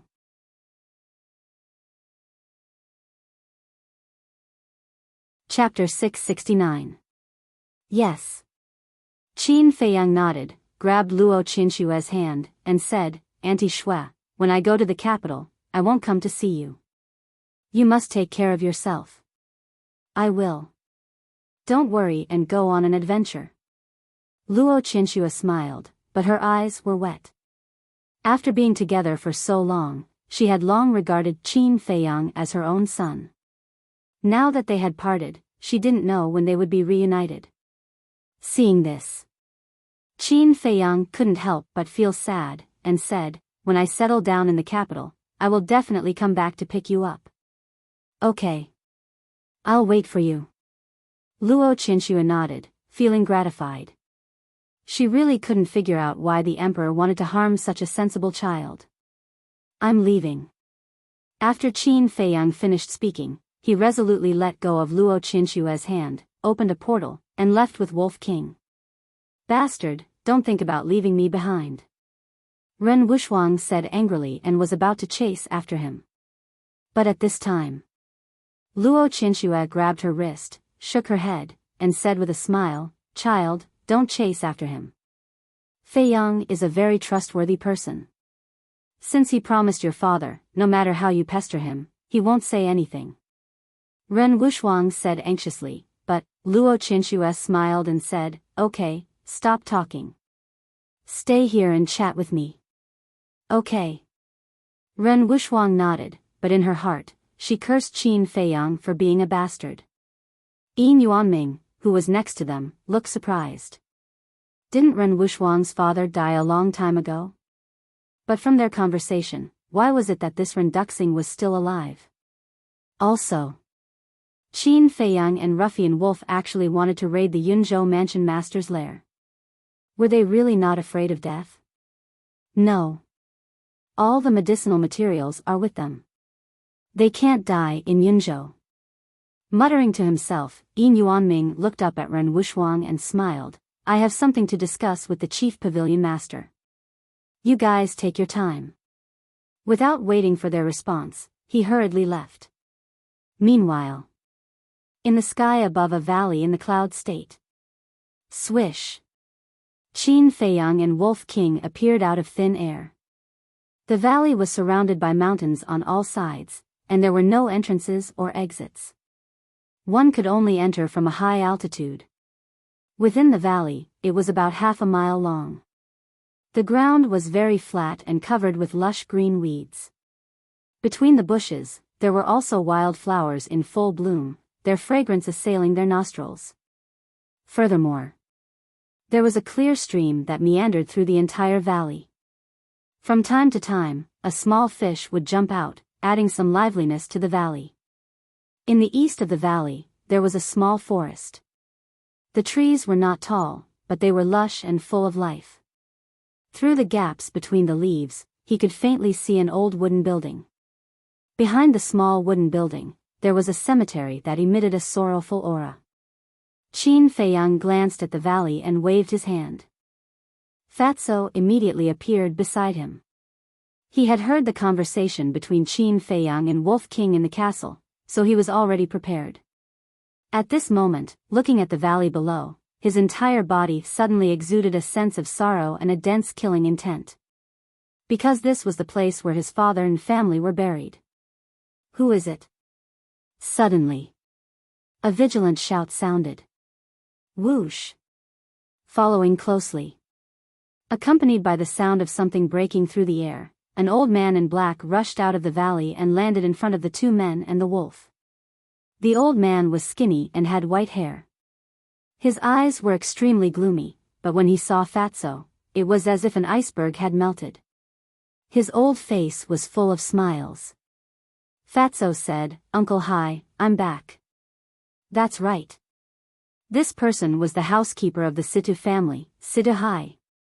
Situ Hai walked in front of Fatso and reached out his trembling hand to touch Fatso's face. He said, "Child, it's been a few years since we last met. How have you been these years?" "Very good." Fatso nodded repeatedly and said with a smile, "Uncle Hai, let me tell you a piece of good news. I've passed the Great Nine States battle." "What?" Situ Hai's old body trembled. He said in surprise, "You're not lying to me?" "Why would I lie to you? I'll be able to enter the imperial capital soon." Fatso said. "Huh, the heavens didn't destroy my Situ family." Situ Hai immediately looked up to the sky and laughed, tears flowing down his old face. Back then, when the Situ family was exterminated, he was so desperate, thinking that the Situ family would never be able to return to the past. However, he never expected that the child with the worst talent and the least hope would not only succeed in turning the tide and transform into a one-in-a-million genius, but he also completed the Great Nine States battle and obtained the qualification to enter the imperial capital. In his heart, a raging flame of hope was ignited. Sooner or later, the Situ family would rise again and even surpass the glory of the past. Suddenly, he knelt in the void and looked at Qin Feiyang. He said, "Little brother, thank you for helping Tianyu. This old man has nothing to repay you with. Old man, please get up. Fatso and I are brothers. It's only right for me to help him." Qin Feiyang quickly went forward and helped Situ Hai up. Situ Hai said, "It's Tianyu's blessing to have a brother like you." "Uncle Hai, what are you talking about? I'm not bad either, okay?" Fatso grumbled unhappily. Yes. You're not bad at all. Every descendant of the Situ family is a genius." Situ Hai laughed. "It's not as exaggerated as you say." Fatso scratched his head awkwardly. "Let's go. We'll go down and tell your father and mother this good news. They'll definitely be proud of you when they hear about it in the underworld." Situ Hai grabbed Fatso's hand and flew down. Fatso said, "Boss, wait for me." Qin Feiyang nodded. After Fatso and Situ Hai entered the cemetery, Qin Feiyang lowered his head and muttered. Wolf King asked curiously, "What are you thinking about?" Qin Feiyang said, "I feel that with our strength, it's not enough to avenge Fatso." "What do you mean?" Wolf King frowned. "Just like what Aunt Shui said, although the Yun State's mansion master isn't here, there are still the 10 great commanders, the precious treasure pavilion and the sacred palace's hall masters. For example, the Pill Hall's hall master. We've fought with him before. As a 3-star battle sect, he's extremely powerful. However, I'm not worried about these people. The person I'm worried about the most is the previous mansion master of the Yun State." Qin Feiyang said in a deep voice. Wolf King's pupils shrunk. The ugly old woman said that she was even more powerful than the old man. Then, the previous mansion master of the Yun State must be ridiculously powerful. If they alerted this person, not only would they not be able to avenge Fatso, but they would also be consigned to eternal damnation. Wolf King said, "Why don't we wait a little longer?" Qin Feiyang shook his head and said, "The arrow is already on the bow. We have to shoot it." After saying that, he took out the image crystal. "What are you doing?" Wolf King was suspicious. "Find someone to help us. With him around, it'll be hard for us to die." Qin Feiyang said with a smile. A strand of battle chi entered the image crystal. Soon, a figure appeared. It was Lu Xingchen. Lu Xingchen asked with a smile, "Brother Qin, do you have any orders?" Qin Feiyang said, there's something I'd like to ask you for help with. What is it? Lu Xingchen was puzzled. Qin Feiyang said, let's talk about it when you're here. I'm in the Yun state now. What? Lu Xingchen was dumbfounded. He said speechlessly, you've just come back and you're already in the Yun state. You really can't stop. Give me the coordinates. I'll go there immediately. Thank you. Qin Feiyang thanked him. After giving the coordinates to Lu Xingchen, he turned off the image crystal. At the same time. In the cemetery. What? You came back this time to destroy the Xia, Yuan, and He families? Situ Hai looked at Fatso in shock. Yes. Fatso nodded. His eyes flashed with a cold light. You can't do that. You're not strong enough yet. You'll be courting death if you go there. Situ Hai said anxiously. Fatso smiled and comforted him, Uncle Hai, don't worry. If I'm not confident, I won't do it. No. Now that you've obtained the qualification to enter the imperial capital, your future is bright. I can't let you lose your life because of this. We'll definitely take revenge for this, but not now. Tianyu, listen to Uncle Hai's advice. Don't be stupid. There will be plenty of opportunities in the future. Situ Hai tried his best to persuade him. Now. Fatso was the only hope of the Situ family. So no matter what, he had to protect Fatso well. Fatso shook his head and said expressionlessly, I've made up my mind. Uncle Hai, don't try to persuade me. Then. He knelt in front of his parents' tombstones and said firmly, Father, Mother, all the clansmen, please rest assured. I'll definitely make those damned bastards pay with their blood. After that. Fatso suddenly got up and flew towards Qin Feiyang and Wolf King. Tianyu, listen to me, don't be impulsive. Situ Hai hurriedly chased after him. When Fatso flew in front of Qin Feiyang, he immediately said, Boss, we can go now. Qin Feiyang laughed, there's no rush, let's wait for someone first. Who are we waiting for? Fatso was puzzled. Qin Feiyang said, Lu Xingchen. Him? Fatso frowned, and said, would he be so kind to help us? Who said I'm not that kind? In fact, I'm also a very loyal person. At this moment. A faint laugh sounded, and Lu Xingchen appeared out of thin air. He really came? Fatso was surprised. Lu Xingchen nodded to Qin Feiyang, then looked at Fatso and said, don't you know that it's very immoral to speak ill of others behind their backs? About this, I apologize. Fatso laughed dryly. Lu Xingchen shook his head and laughed. At this time. Situ Hai caught up and said anxiously, Tianyu, you really can't go. Can you listen to me for once? Glancing at Situ Hai, Lu Xingchen looked at Qin Feiyang and frowned. What's the matter? Qin Feiyang briefly explained the situation. After listening, Lu Xingchen's face darkened. He glanced at the two men and the wolf and said, this is not a child's play. Have you thought about it? Of course. Fatso nodded without hesitation. Lu Xingchen pondered for a moment and nodded, okay, I'll help you. It's also a favor to Qin Feiyang. Although I've always disliked you, I really have to thank you this time. Fatso cupped his hands and said. Lu Xingchen waved his hand and smiled, it's no big deal. Let's go. Are you all crazy? Situ Hai said angrily. Uncle Hai, you can rest assured. We will definitely be able to get away safely. Fatso laughed. Situ Hai was extremely angry, but in the end, he sighed and said, fine, do as you wish, but you have to bring me along. Fatso frowned. Although I'm not strong enough, I've been paying attention to the movements of the three great families all these years. I know their background and can definitely help you. Moreover, I also want to see the destruction of the three great families with my own eyes. Situ Hai said. This, Fatso looked at Qin Feiyang. Qin Feiyang thought for a moment and said with a smile, "It's okay. If you want to go, go." "Thank you, little brother." Situhai cupped his hands and thanked him, then took out a teleportation door and quickly opened it. Subsequently,